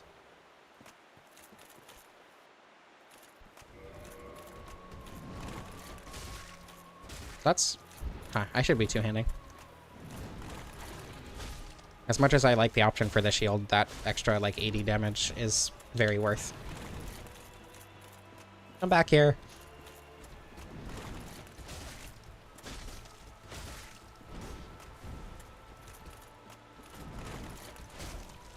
Oh my goodness. Yeah, and she would too, Eth. Probably, honestly. Can you come back here? Oh my god.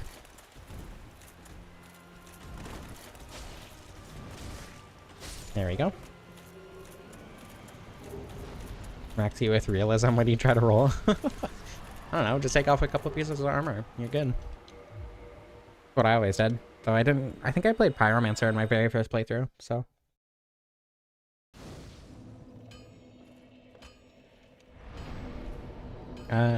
Dexterity. Yeah. Hopefully I'll get that high enough to actually have damage soon.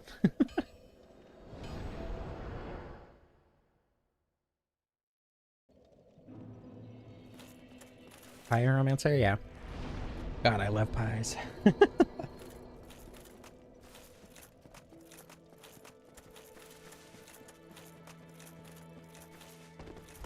No comment, Narabev.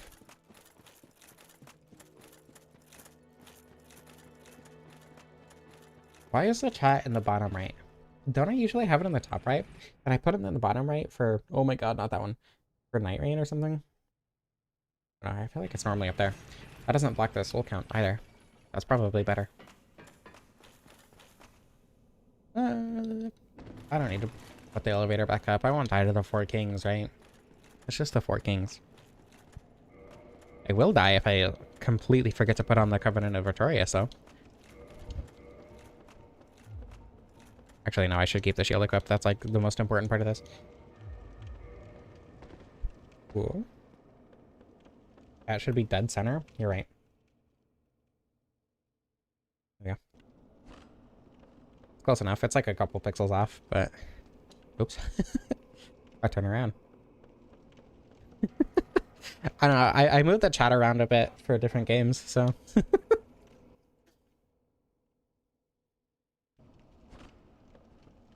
I feel like it's fair to not notice when it's in a slightly different spot. Foreshadowing is a narrative device in which I use that bit sometimes when I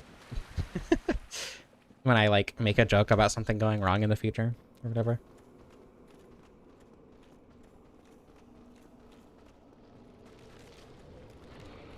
H-Bomber guy is funny. I like H-Bomber guy. I haven't watched, well, I don't know. I used to like binge a lot of his content. And I would do it multiple times. Like he would release a video and then I would watch 6 more of his videos. But I didn't do that with the plagiarism video. 5 shadowing? True.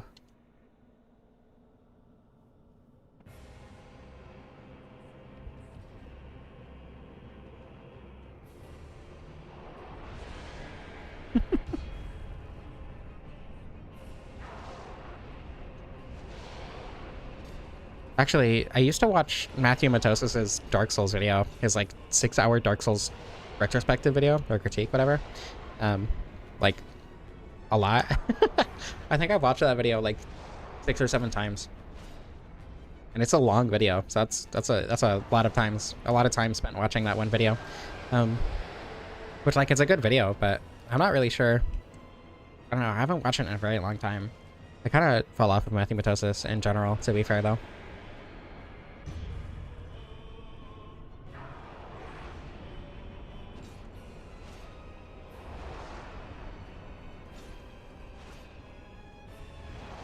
Joseph Anderson is another critic. Critic? Yeah, I think that's the right word.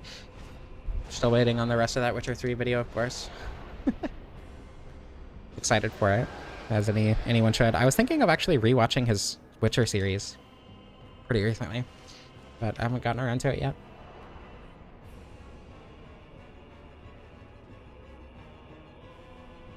Oh god.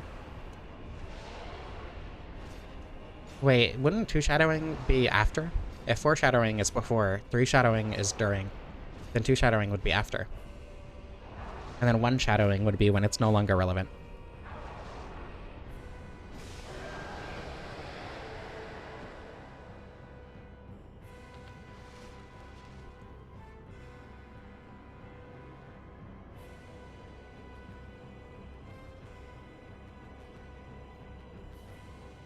You could probably go up infinitely in the other direction toward some end, but I'm not sure what it would be. Oh my goodness. No, but then I had to explain the joke, so it made it funnier.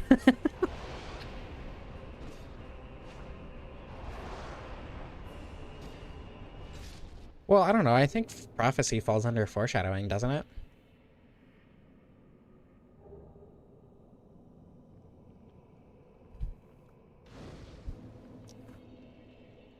I don't know. I feel like there's a succession of time when you say things here, but I don't know exactly what it is. Dexterity.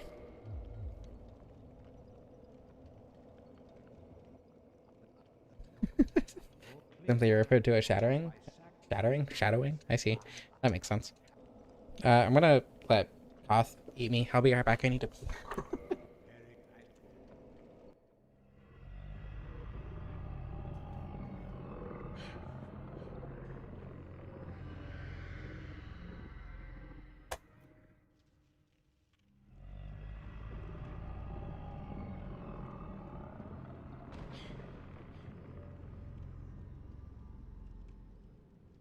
This is Gwyn's prison. Now, place the Lord vessel upon the altar.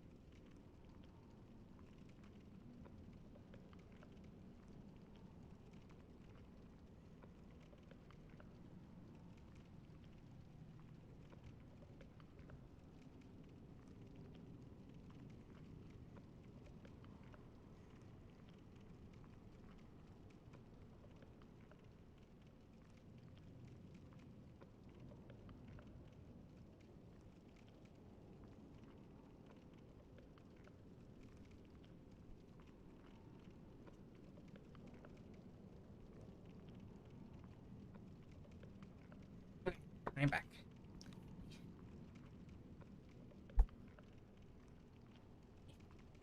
My cords would stop getting tangled.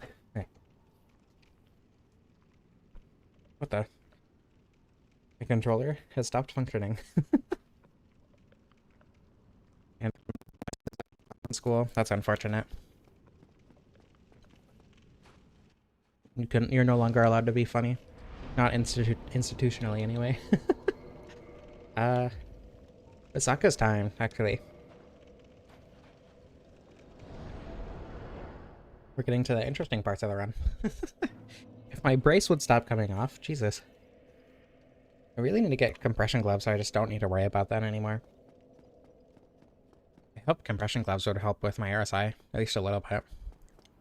I'm sure they would. Wearing them for long periods of time would probably be overstimulating though, which would be frustrating. I don't know, I got used to the brace. The brace isn't overstimulating at all, so I don't know.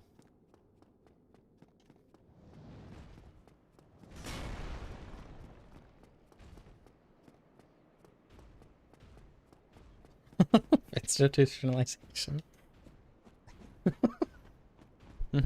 Interesting. I think it's funny how not far away the archives is from here, but how far away it looks. And also how much bigger it actually is than it looks like from that distance. Oh my god. Pardon me? Can you not? What the hell? I should have wore the armor. I would have been fine if I was just wearing the armor.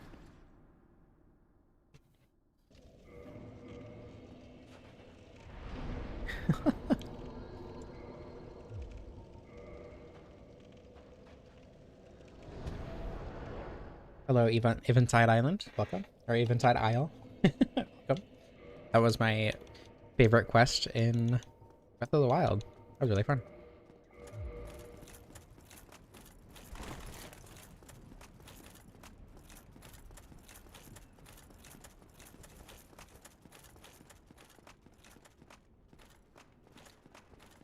I wish Tears of the Kingdom was good. I was one of the people who was like, yeah, Tears of the Kingdom is alright when I played it the first time. And over time, as I've looked back on it, the more I realized that I didn't like it compared to Breath of the Wild, which sucks because I really loved Breath of the Wild when I first played it. It's like the perfect first playthrough game.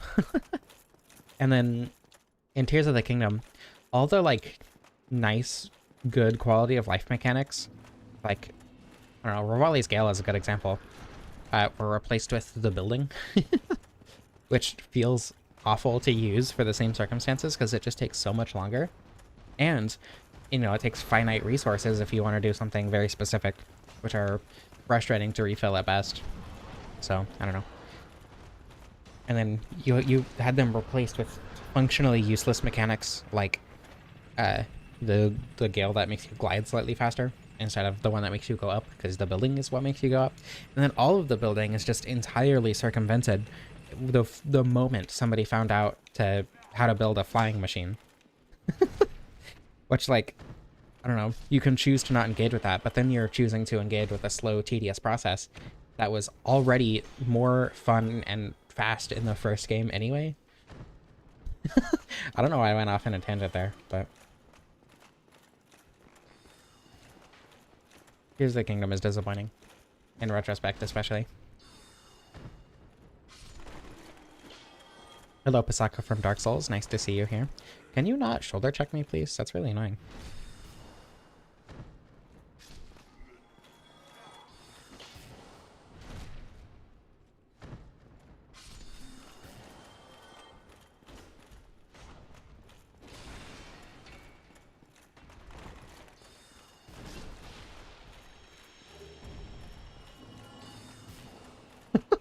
Life hack. I don't know that that's a very good way to go about it in RPIP. I feel like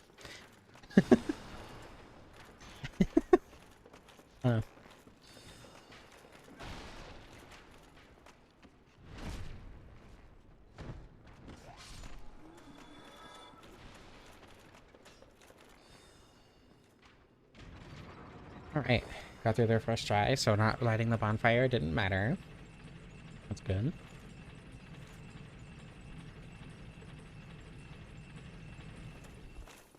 I'm really excited for the Deprived playthrough, because I think using the club will be fun. But that's also the one that I'm going to do last, so I don't know. I could definitely do polls, I guess, but then I'd probably just end up doing it next. People would probably want to see the Deprived playthrough more than any other of the classes. Yeah, professional therapy can be very hit or miss depending on how good your therapist is. Bad therapists are like really, really bad and also extremely blendable from experience. But if you get the right therapist, you know, they can help you a lot. I think that's something that's very worth looking for if you feel like you're in need of it at all. That's not the one I meant to put on. Okay, we're good.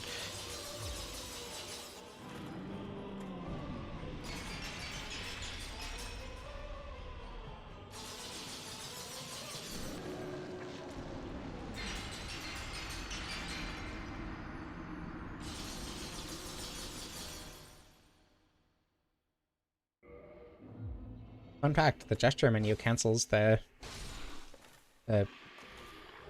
message that shows up. That also happens at the beginning of the game. Like when you first get to Lordran and you get the in Lordran level up and kindle at bonfires, you can actually get rid of that before it even comes up with the gesture menu. I really love the Lucerne. I think the Lucerne is one of my favorite weapons in this game.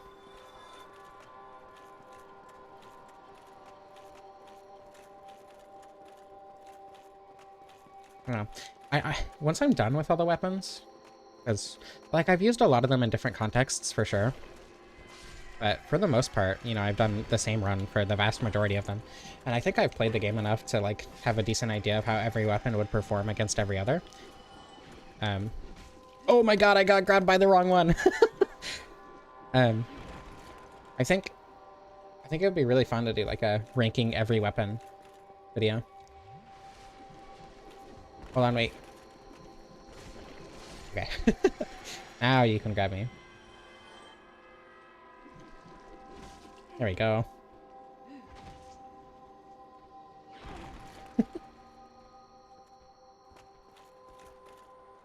No. Okay. Everything's fine. That was scary. The wrong thing almost happened.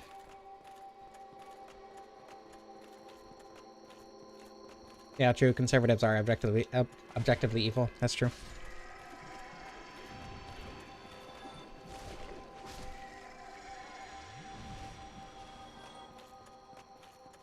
A lot of people like define their political leanings in terms of like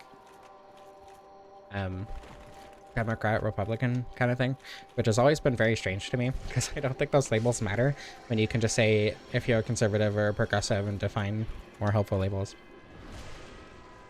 So yes, conservatives of any degree, including centrists, are objectively evil.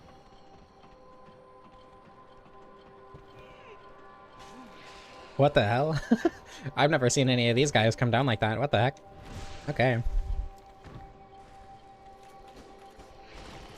I guess I'm not really complaining, but I have no idea why that happens.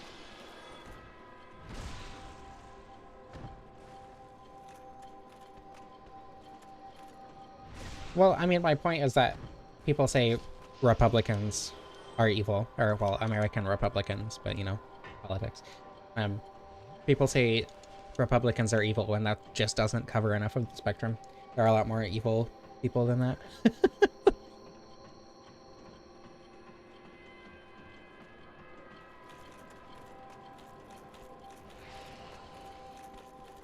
Including people who are, I don't know what the word is, but aren't part of a party, quote unquote.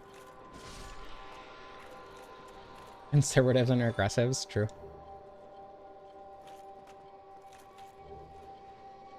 The Black Knight Halberd isn't even very good. I would not recommend the Black Knight Halberd.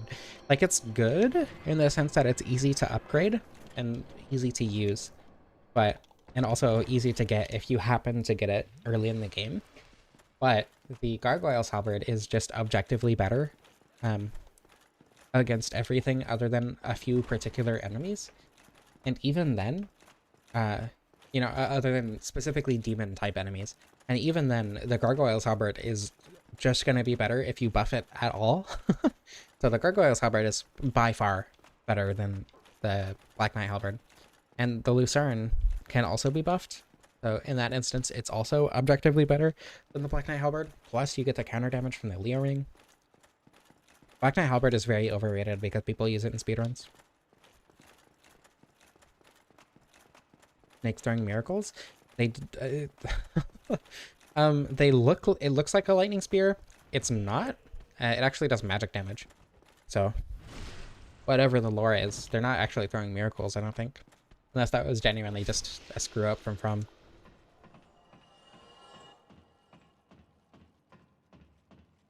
I would really love to do a Ruin Sentinel cosplay run for Dark Souls 2 at some point.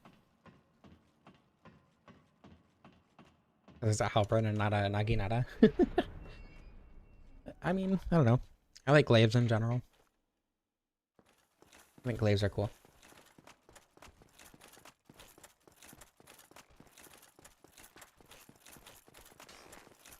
I'm pretty sure the Gargoyle's Halberd has the same... Oh wait, unless you mean the Lucerne, in which case I don't remember at all. But I'm pretty sure Gargoyle's Halberd and Black Knight Halberd have the same jump finger too. Where it like slashes from left to right? Question mark.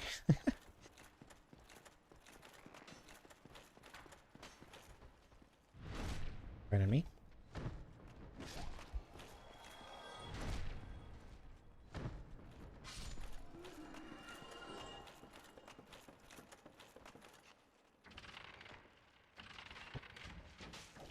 Ow. Wow, that did very little damage. I am very much not used to wearing armor in this game. A Lucerne is a pole hammer, but in Dark Souls it's a halberd. Halberd class.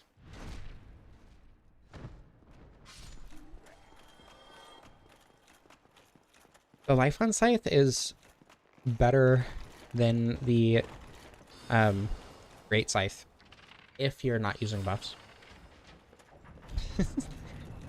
I chose to ignore the cutting part of your comments.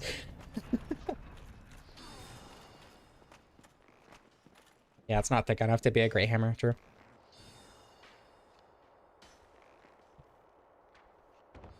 To be fair though, pole hammers are more practical. So technically you could use a what do you call it? A mallet. A sledgehammer in a combat situation, but I don't think it would serve you very well. Okay, a little bit of dexterity. So maybe the boss fight ends a little bit quicker.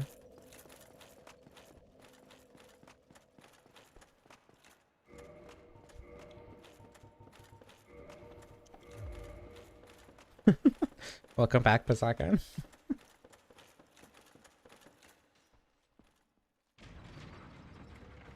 If I had to choose a Dark Souls 1 weapon to use in real life, what would it be? That's a good question. But it have to be something easy to use, right? But also effective. In that instance, I mean, probably the Lucerne. Full hammers are light, really good against anything at a decent range. You could even hit them with the handle and do a good chunk of damage, because it's the other side of it is just a bow staff with bad weight distribution, so you don't even need to be accurate.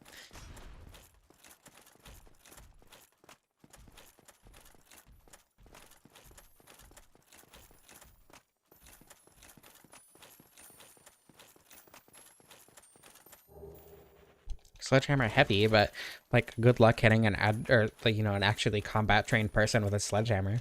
Fireball? That's a good point. Never mind. I would use Great Combustion.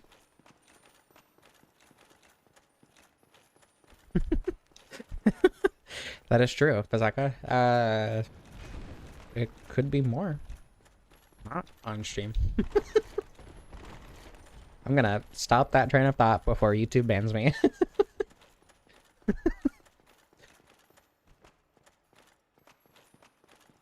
Yeah, if you hit the knight. Big if. I think fantasy is cool because it makes non-viable weapons significantly more viable. You can have Mithril exist and, you know, make melee bows viable. You can have insanely powerful warriors wield otherwise entirely useless weapons like a sledgehammer. For the dance moveset. So are we implying that it doesn't matter how good you are with the actual weapon? You would just inherit the moveset from Dark Souls regardless?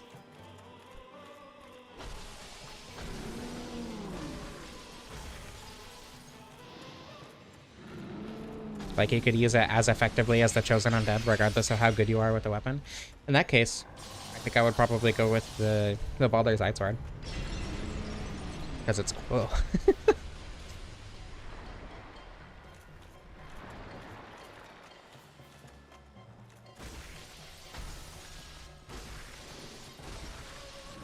Thank you for giving me Mercy Seath. I know I was being greedy. Oh, true. Moonlight Greatsword would be cool, too. You'd have to meet those stat requirements. Yeah, Pyromancy would still be a good choice. That's true. I still think Great Combustion, actually. Yeah, probably Great Combustion.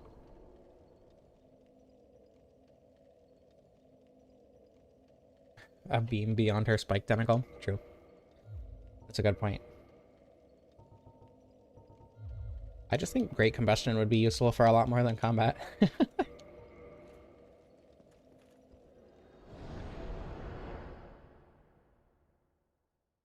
Okay. Down to the bed of chaos.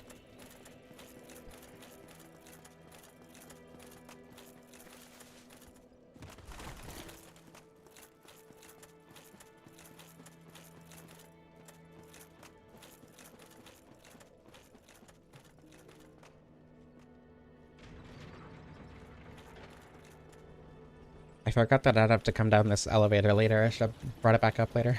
Or earlier, I mean.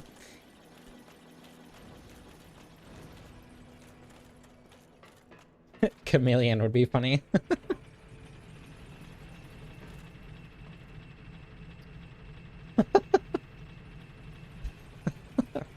That's mean, Naruto. Why would you want to break people's stuff?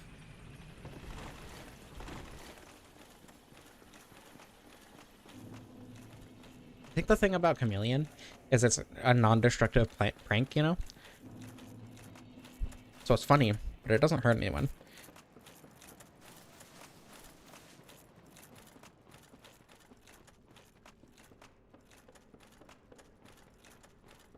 Rhea? If you rescue Rhea... Oh yeah, he'll talk about the cleric, right? I don't remember what he says, though. Emit Force. Emit Force is pretty good.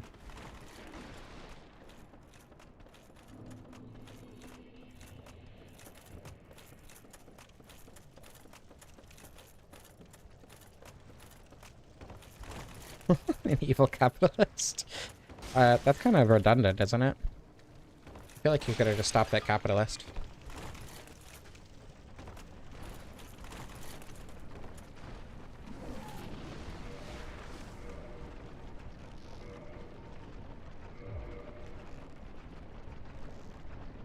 Great Lightning Spear is good for if your car battery is dead. That's true. I agree. If we include, like, Dark Souls 3 and Elden Ring spells, and Dark Souls 2, 3, and Elden Ring spells, Dark Souls Trilogy and Elden Ring, and, like, Demon Souls spells and stuff. There are so many. there are, like, a lot of weapons and spells and stuff to choose from.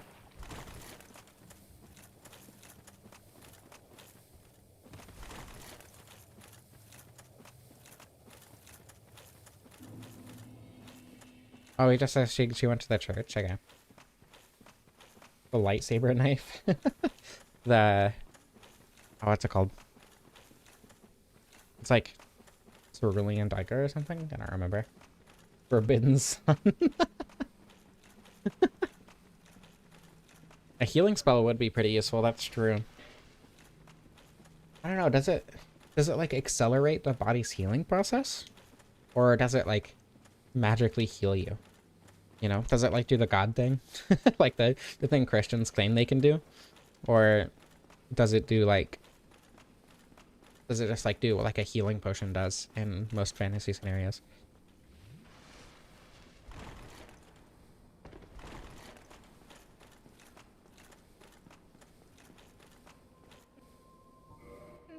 Do the God thing? That's true. I guess it is a miracle.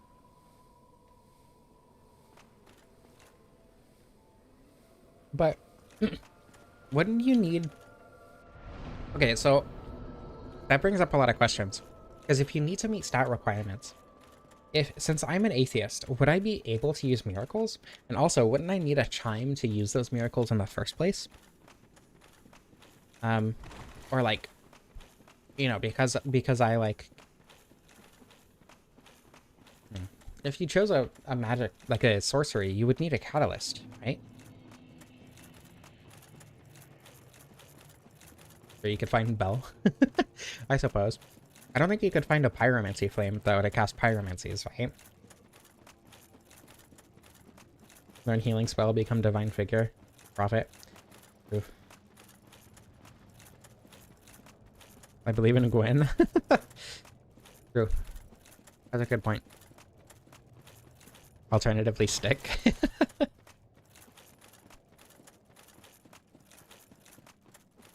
Could light your hand on fire, and I think that's a very good idea. Isn't there like a specific kind of oil that you can put on your hands and like rub them together, and it'll like actually create fire in your hand?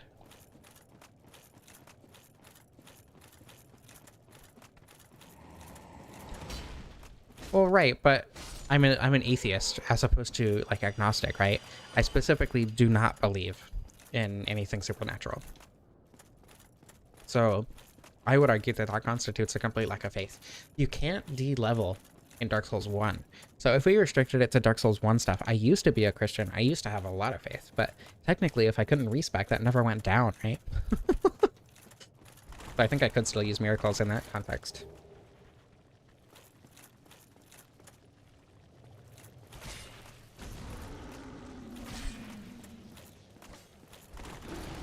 But the sun is an illusion in this world, right? It's an illusion created by Gwendolyn to uphold Gwyn's rule.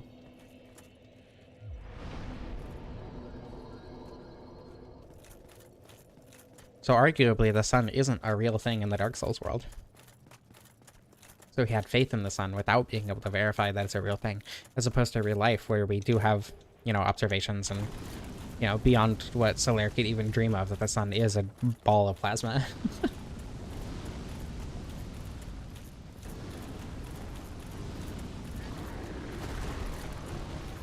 It just matters how much you believe.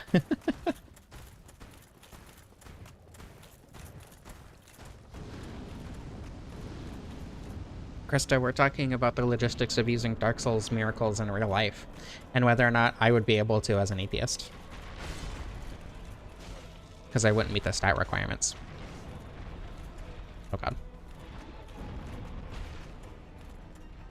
Solaire is just a 5e paladin.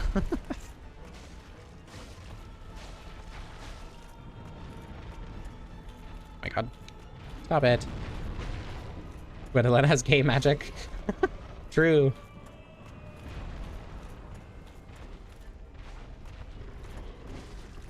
I forget that Gwendolyn casts miracles. Well, yeah, but he still has to meet the faith requirement.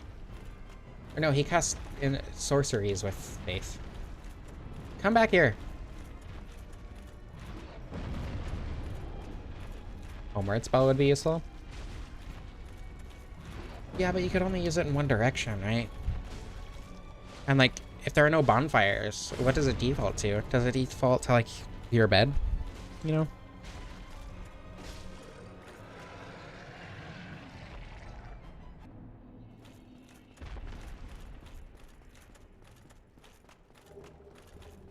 Homeland? That's pretty vague.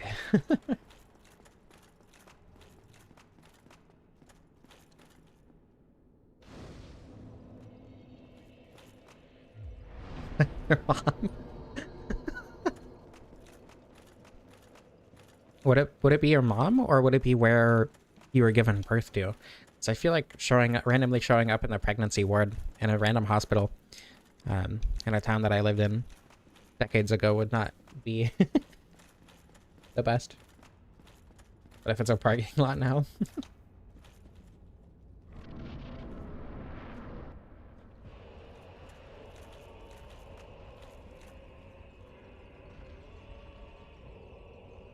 Oh yeah, but you can't respec in Dark Souls, so maybe he doesn't have faith. Or maybe he used to have faith, right?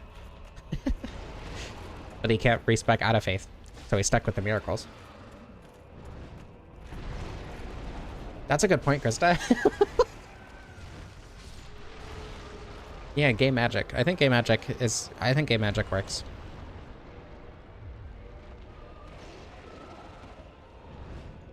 Oh my god.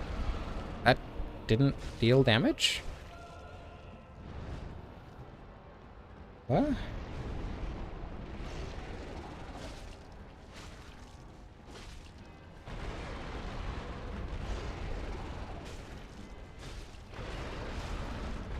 I'm surprised that didn't hit me.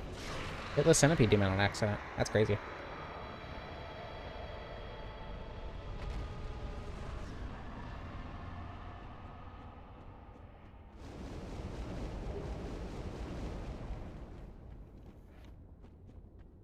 I don't know. I think there is utility in the homeward spell depending on how it works, right?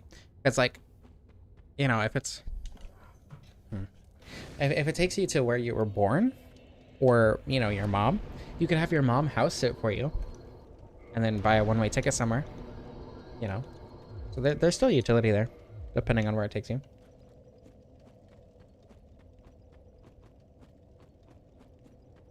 You know, on the bright side, Krista, you'll probably get a discount on your pizza. Gotta think about the bright sides.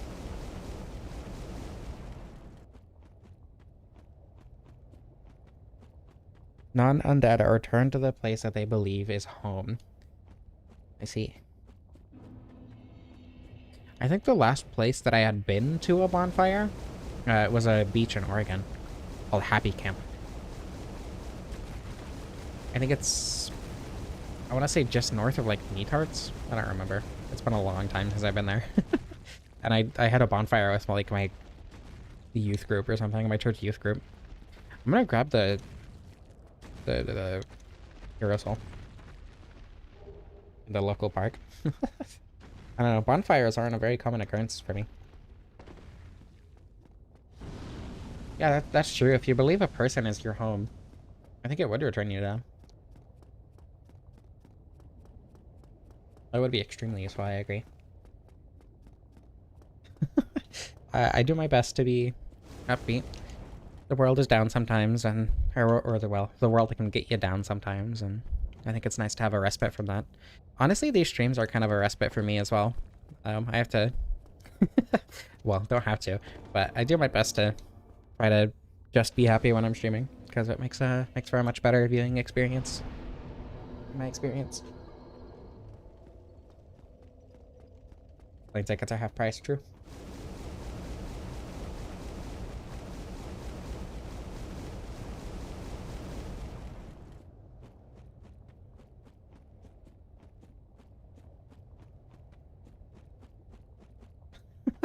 Yeah, shoplifting would be a breeze.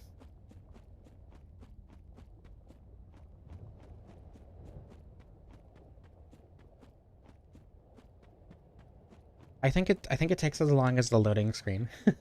So depending on how far away they are and how long it takes for you to load into their position, that's like, you know, how far back you'll be. That's the latency. I think you'd have to... But I think there is like a reference frame, right? So if you're moving with the Earth, since you're both moving with the Earth, I think you would still, like, you know, teleport to the same spot on the Earth. As opposed to a car, you know, if you're moving in cars in different directions, or you're... the only way you could teleport to exactly their location in a car would be to be driving in a car at the same speed and direction as them. Based on your... It's based on your relative inertial reference frames.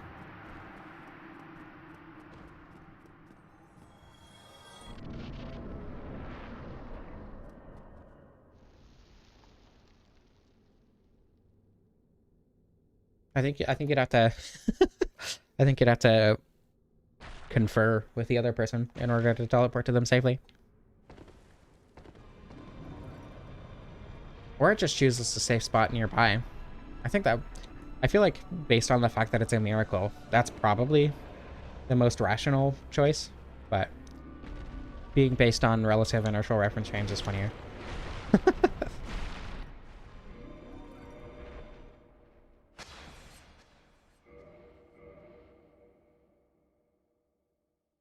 I think sleeping would count as resting for non-undead.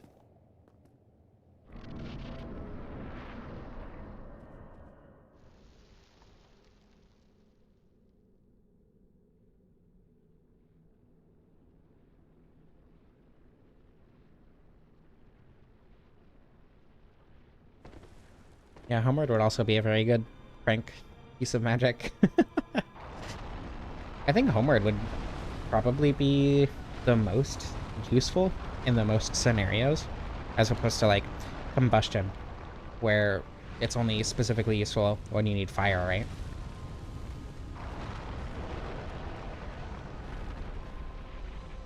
Maybe some people need more fire than others, though. What if quit out power?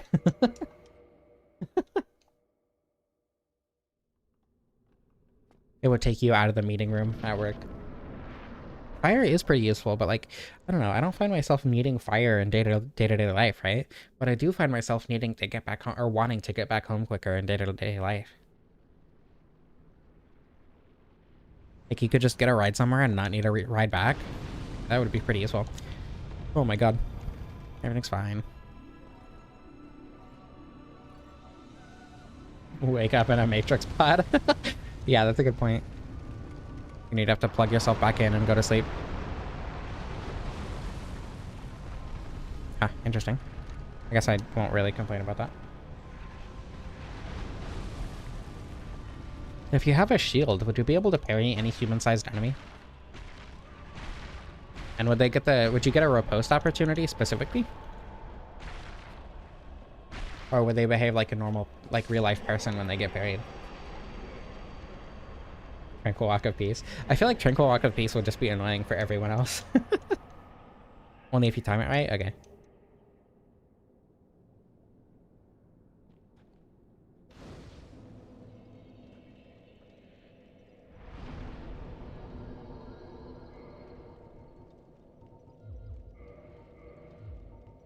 Hey, Nito time.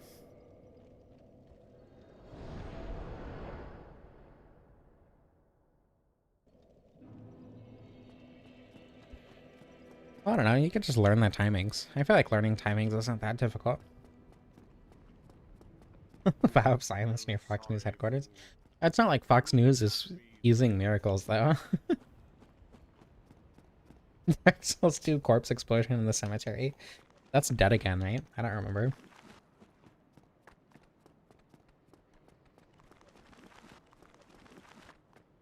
I don't think Tranquil Walk of Peace affects the caster, but it does, but does it? I know Vow of Silence does. It's dead again? Okay. I was correct. I've never used that one because it seems kind of useless most of the time. Tranquil Walk of Peace is self-affecting? I didn't know that. Because the Greatsword one isn't, right? The Stone Greatsword Tranquil Walk of Peace isn't, as far as I know.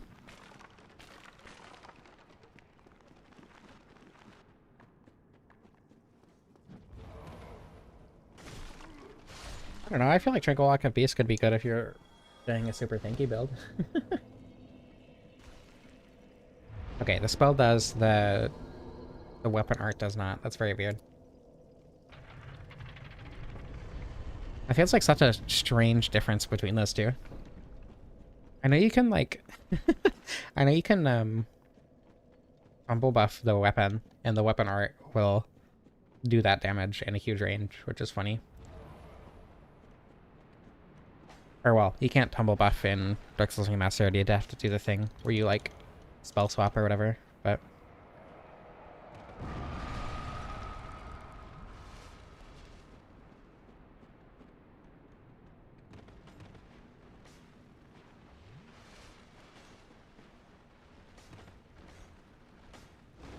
pardon me. Oh my god. I forgot to put the armor back on. It's fine. It's just bone wheels. And rolling skeletons. The rolling skeletons are so much more dangerous. I know I say this a lot, but like people overrate how dangerous bone wheels are because they just go in a straight line. Like they can turn at the beginning of their roll, but as soon as they actually like start rolling in a direction, they can't turn anymore. But the rolling skeletons can turn as much as they want, and it's infuriating. I hate the rolling skeletons a lot more than the bone wheels.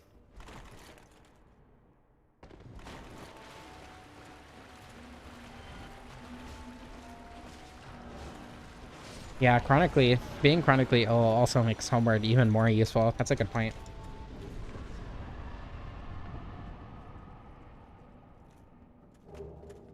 Sacred Oath on yourself. Would heal get rid of like chronic illnesses? Because I feel like at this point it's kind of between any healing spell and Homeward. Tranquil Lock of Peace is not self-affecting. Okay.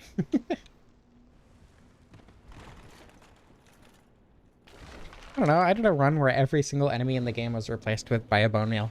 And it was not that bad. Like, I had the bone meal shield to get rid of them. But even without that, it's really not that bad. From experience.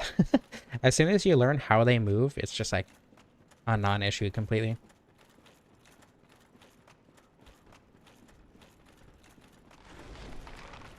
Bone meal, indeed. Cool. Please.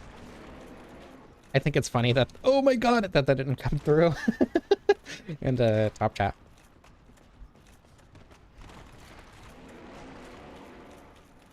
That would be a clip if it came through, just so you know. I would have clipped that. Oh, right.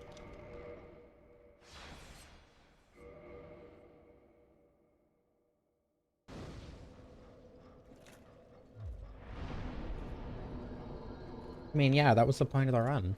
Everything was a bone meal, including me.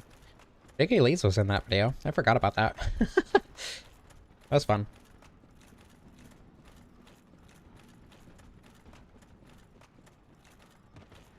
A fork to be on fire. Well, Dark Souls 1 doesn't have any fire weapon buff. Or, well, I mean, it has charcoal pine resin, but...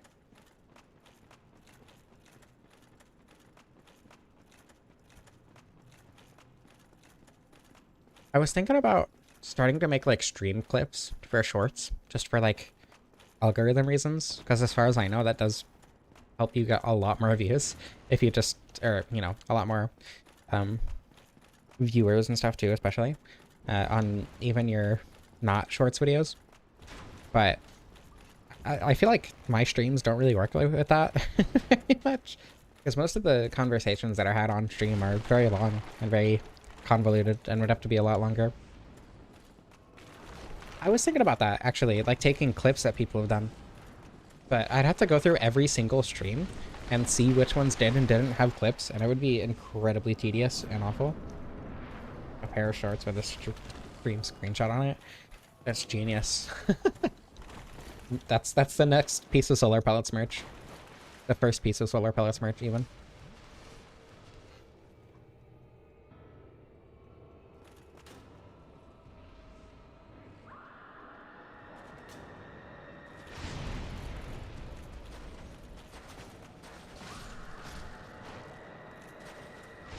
I'm kind of shocked I timed that correctly. Stop it! Oh my god, I didn't time that one correctly.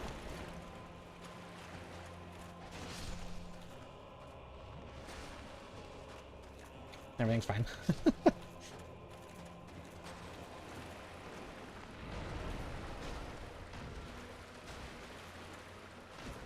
Unfortunately, I do think that using a screenshot of Dark Souls on a piece of merch would be IP theft. As much as I would love to do that.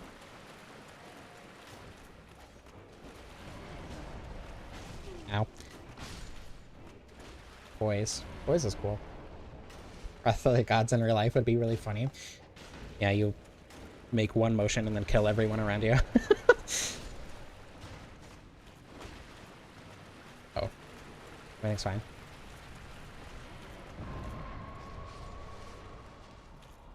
I don't know, I feel like most normal people wouldn't survive Wrath of the Gods, to be honest.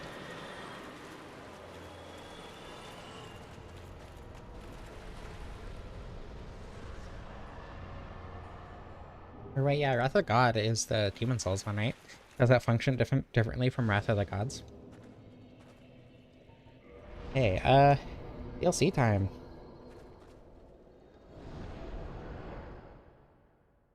Force would be funny.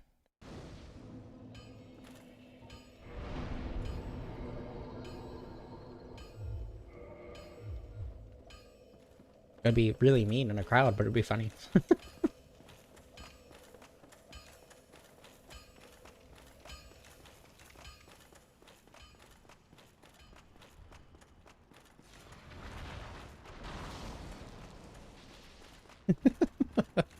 That's true, Narapath. Karmic justice. Conservatives would just instantly die. I don't even remember what karmic justice actually does, to be honest.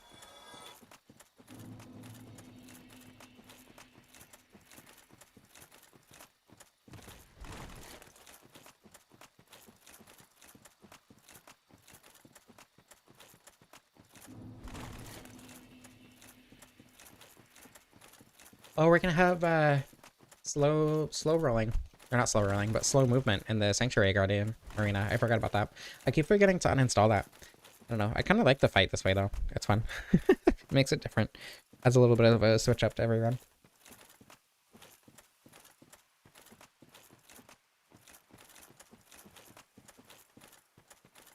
Jesus Christ. Those poor 14-year-olds.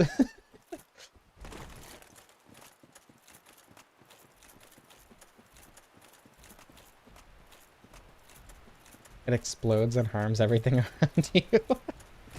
I see. That would be pretty funny. Flash sweat for all the freaks out there. True. I know a lot of people who would be very grateful if I chose Flash Sweat.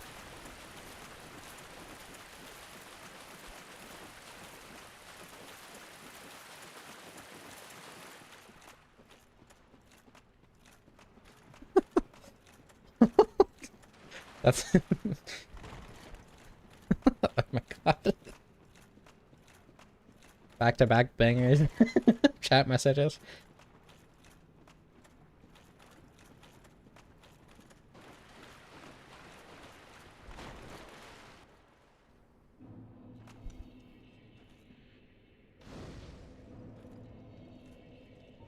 Okay.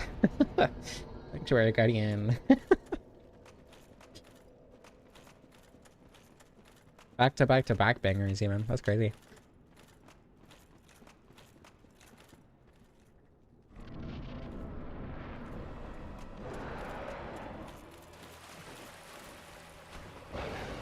I wonder how useful... Oh my god, I forgot I had a kick attack. That's like the second time I've ever seen that.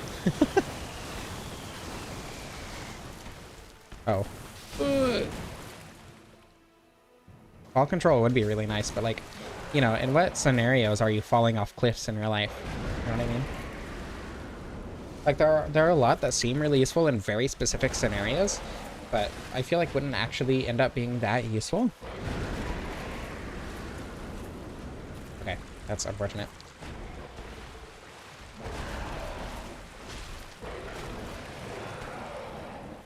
Field, huge. But just in case. Yeah, true. But then you'd have to cast it before you knew you were going to fall, right? And in that case, if you were in danger, Homeward would also get you out of that danger.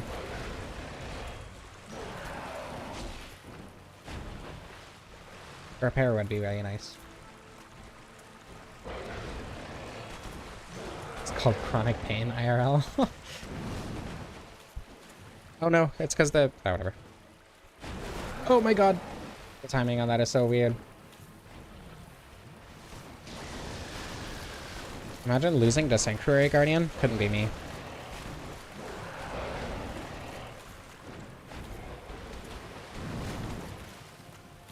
Why are you up? Stop doing that.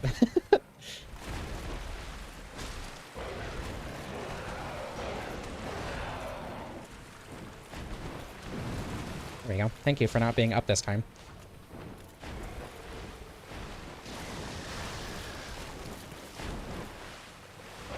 But yeah, if you remember to just like use your repair on, you know, your favorite pieces of clothing and your phone or whatever every so often, I think that would be very useful. Homemade crystal soul mask for late night walks home. True. That's a good one.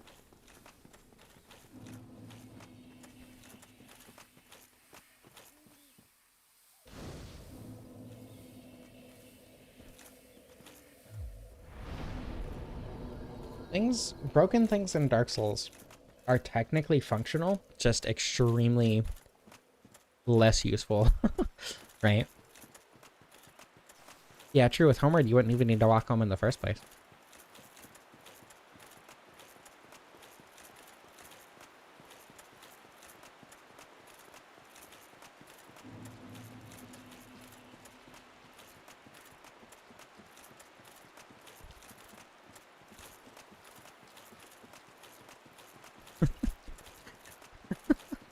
This is a very silly discussion. I like it. Light dragon breath for the meme. Dark bead. Dark bead so you could obliterate anyone who even thinks about coming near you.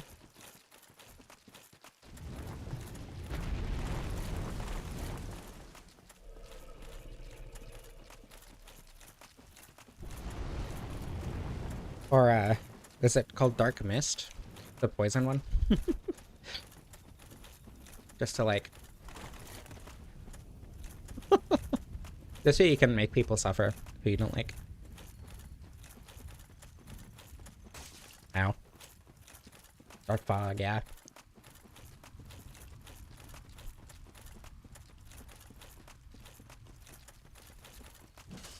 Ow. Ow. Whoa, my god, stop it! Everything's fine.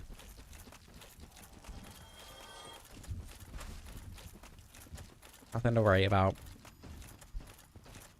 Not even close.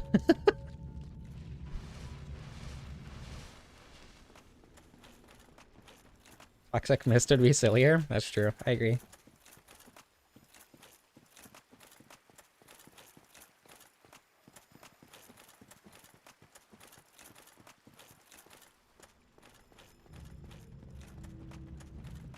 Why would you use Black Flame for that instead of Combustion or Great Combustion? I feel like Combustion would be better, right? Because it's not physically damaging the food. It's just setting it on fire for a second. Because Black Flame does physical damage, doesn't it?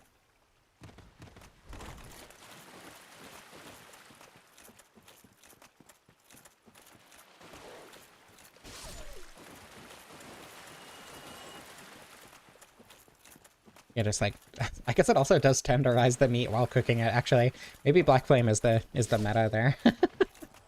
That's pretty smart.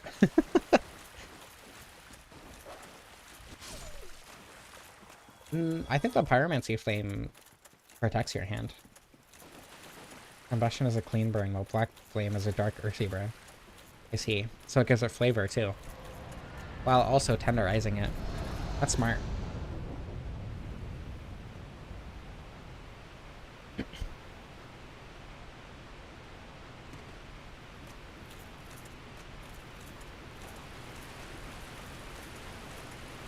So you could just make allies. It turns transphobic people into trans allies. That's genius.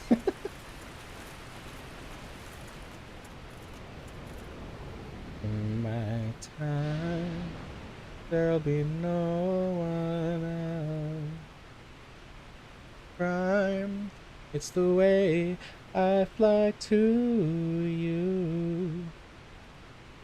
I'm still in a dream.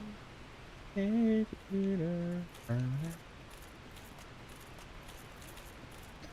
case there's like a vampire around. I don't know. I feel like conservatives are as good as zombies anyway. I make them tolerable for a single conversation. You use it on your uncle at Thanksgiving, and he makes sensible points for one night.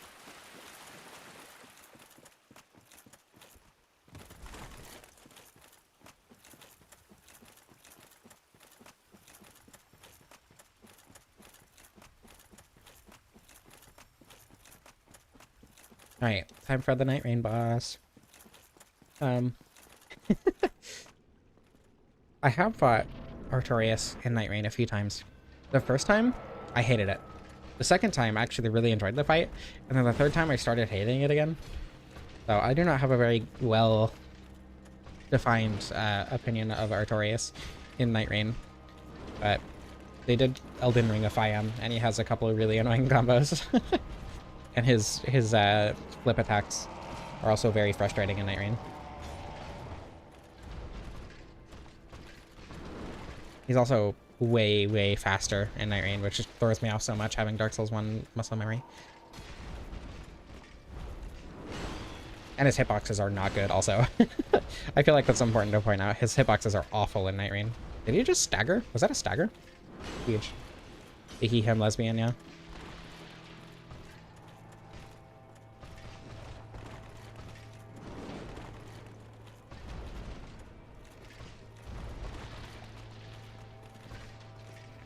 Ah! No, I got hit by the goop. And now it's not hitless. This is sad.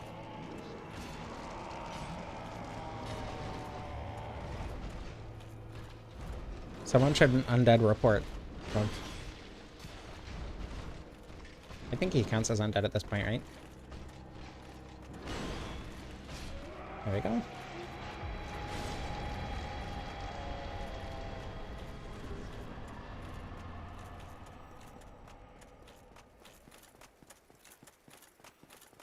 Do you think Mom Donnie? Do you think Mom Donnie used undead report?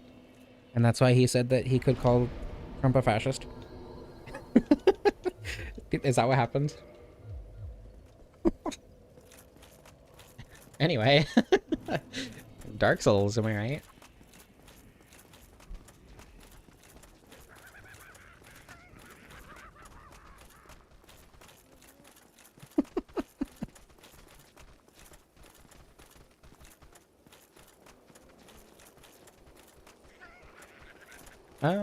I think I'm gonna try to do Calamite this time. I think it'll be fun. Donnie's a pyromancer. That makes sense. It makes too much sense for him to not have used Undead Report.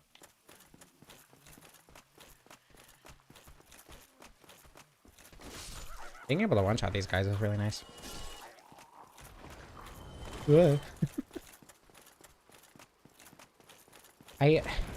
damage is a lot more underwhelming when you don't immediately go for 2740. And like, I'm almost there, obviously, but relative to my last run with the broadsword, it still didn't feel super great.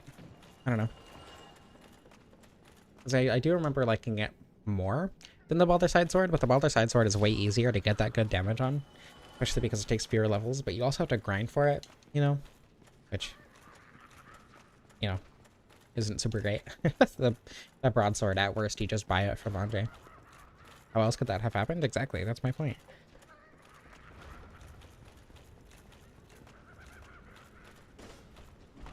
Pardon me? Oh my god. Poise is cool. Poise makes the game easier. Oh my god, a lot easier.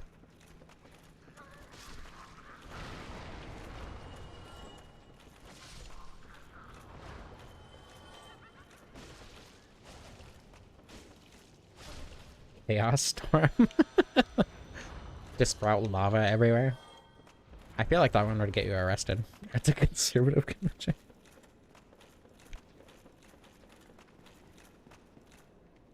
It would get you arrested by the conservatives, but celebrated by the actual leftists.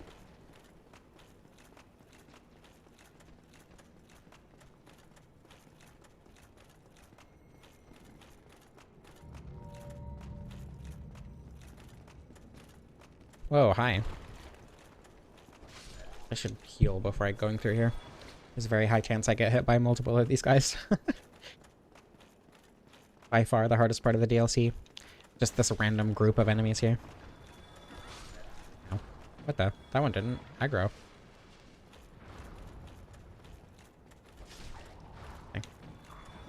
Okay. Ow. I feel like these ones do a lot more damage than the other ones. And I'm not sure if that's true or not, but it definitely feels like it a lot of the time. He'd be a forest hunter.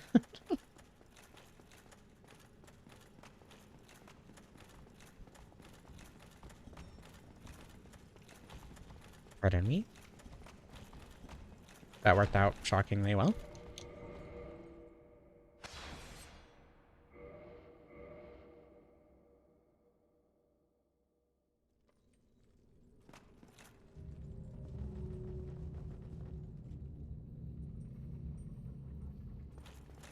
Dragon weapon for the big explodes. Like the obsidian greatsword. You can buff it too.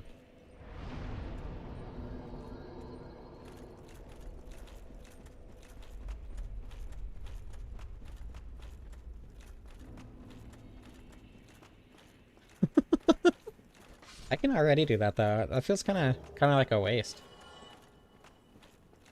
Dark hands. So you can make out with people.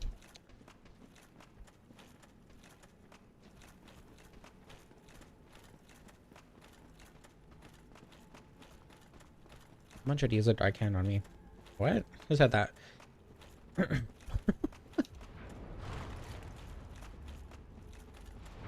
down here. Thank you.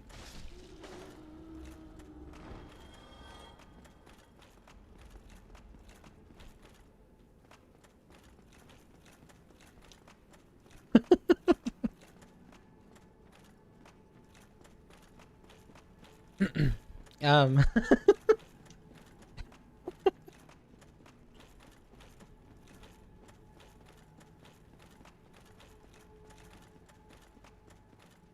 I would take the Titanite Pebble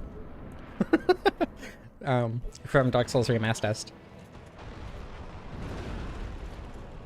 across the room, and it's harmful to people you hate. I mean, yeah, but then you could just take some zinc, and I feel like it would lead to the same effect, you know? Oh my god, I dodged it. I'm so cool. I can bone fist for the hops. Okay, I'm being stupid greedy. Hold on. Let me recalibrate real quick. Okay. Unfortunately, I think I do need to try in this fight.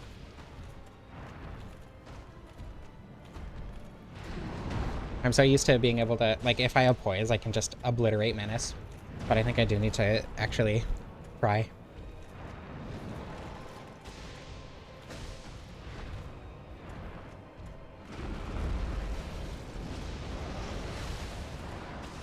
The sus armor set.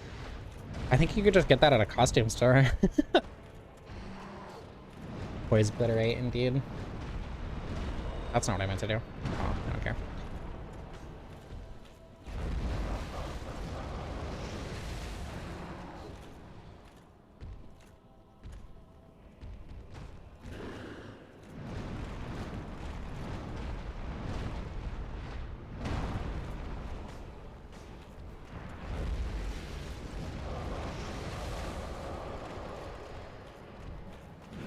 Oh my god.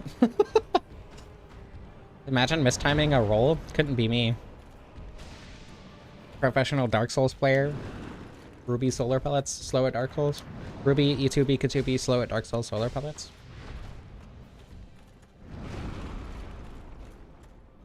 There we go. Easy game. Only use one Estus. Yeah.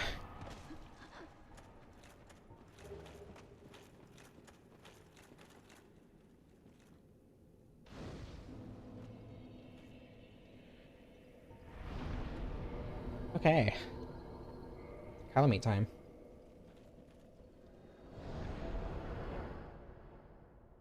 The Sun Princess ring for healing. Ruby Tanuki. Somebody was talking to me. I don't remember who it was. I think it was either Krista or Manu talking about my my full name, my full legal name, and said to add something to it, but I told them to talk to you because you're the arbiter of my full legal name. I'm pretty sure. You were trying to convince me to add something to my name.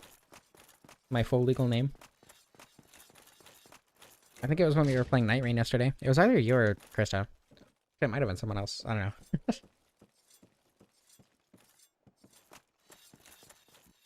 Not yesterday, day before.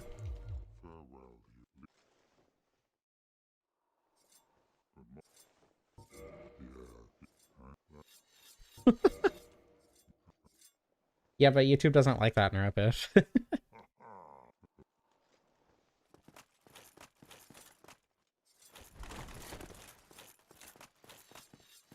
You just remember it like an elephant? That makes sense. It was both of you. Okay. I don't know, one of you said something and I told you to tell her about it, that she could add it to the name, because she's the arbiter. Not me. I don't get to choose my name.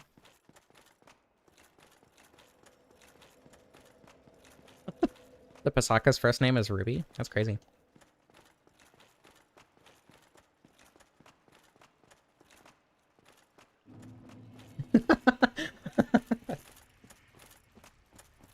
That's really funny that I let you say that.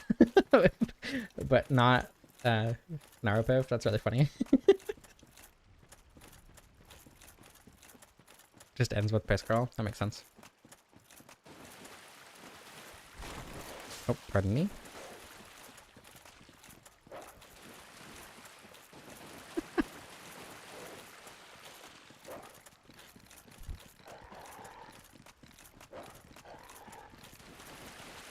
Back for me, as you should be.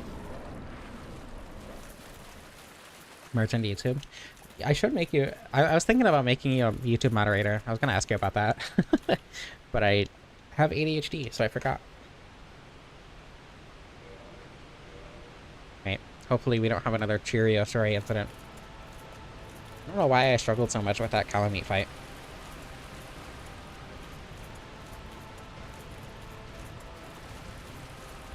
Oh. It's because you're a white man, the most oppressed group. True.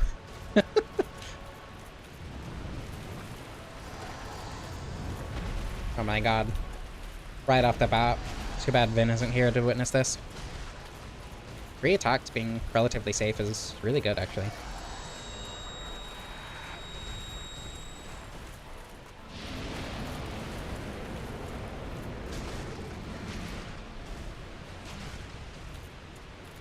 What are you doing? Whoa. Okay. Calamite tinnitus powers? That's a good question. I mean, I already have tinnitus. It would just be giving other people tinnitus. But gamers are just as oppressed. True.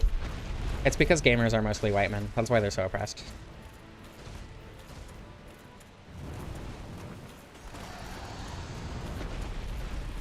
Nice, again.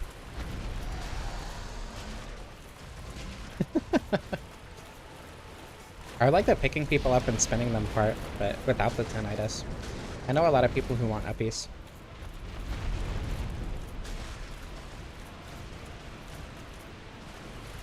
Oh, not on.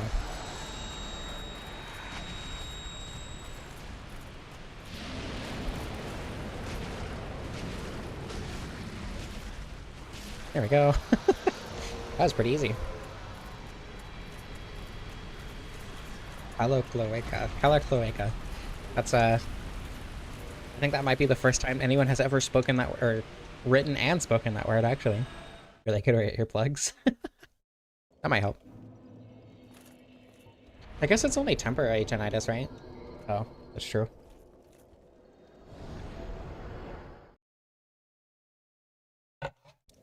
Kalaka. Calamite's Kalaka.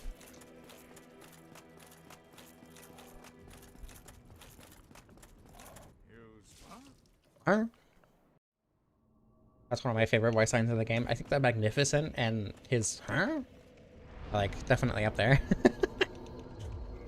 Let's see if I can get to 40. I should be able to. I have a lot of souls. Yeah, I have plenty.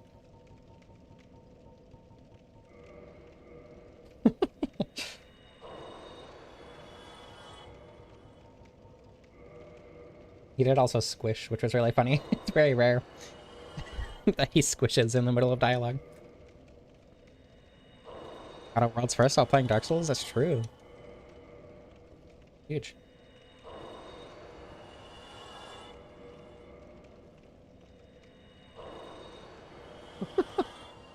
Dark Moonblade Invader build.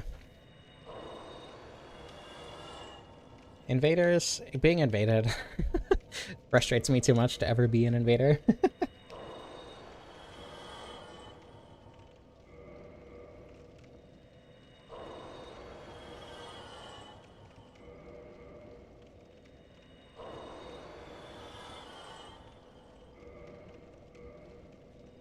Arcagoon Blade. Yeah, I guess you do get it from Ronnie. But that checks out. Vitality. There's a true knight build. 2740 with 29 endurance and 22 vitality.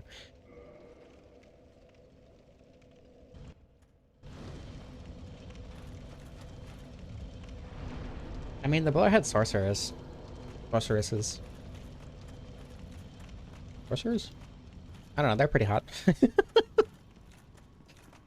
But I would hesitate to say that most people look gross. Alright. Gwyn shouldn't be particularly difficult. I'll probably take off Havel's ring and put on the Hornet ring once I get into the arena. The leader of oppressed white men, gamers.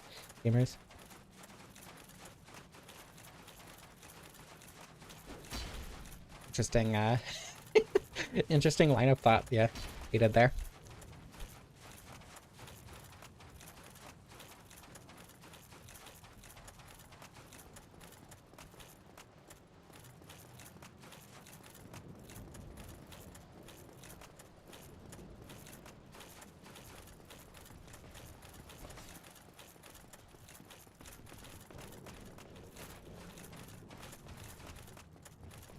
Okay, how many parries do we think it's gonna be to kill Gwyn?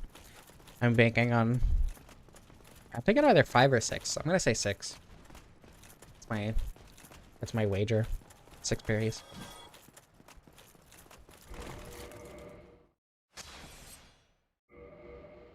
Well, actually, last time I did this, I used Power Within. I think it took 4? I don't remember. 6 to 7? 5 to be Contrarian? Okay.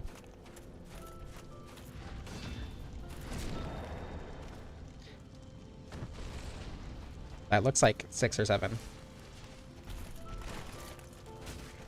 Oh my god. Wait, that looks like 5. Wow. Having poise makes this easy. You don't even have to parry the actually difficult thing to parry. That's 4. Looks like 5. Alyssa was right the whole time. Being contrarian gets you being correct, I guess. All right. Thoughts on the build? It's all right. I think that's gonna be the conclusion for most of the starting classes. It's all right. I think the knight is slightly better than the warrior, just because the armor is a lot more protective. It is heavier, obviously. So even at 29 endurance, I'm still mid-rolling without Havel's in favor and protection. But I don't know. The shield is also 100% physical block. It might be, I don't know if it's more or less stable than the Yeater shield, but the broadsword is also pretty good. I would say it's approximately on par with the longsword in a lot of ways. Yeah, I don't know. I like the broadsword. I think it's a fun weapon. I really like the moveset on it. I do like the thrust on the longsword, but I also like the side slash that moves you forward with the broadsword. So, yeah. Thank you all so much for watching. I hope you enjoyed. I love you all, and I don't know how to end this.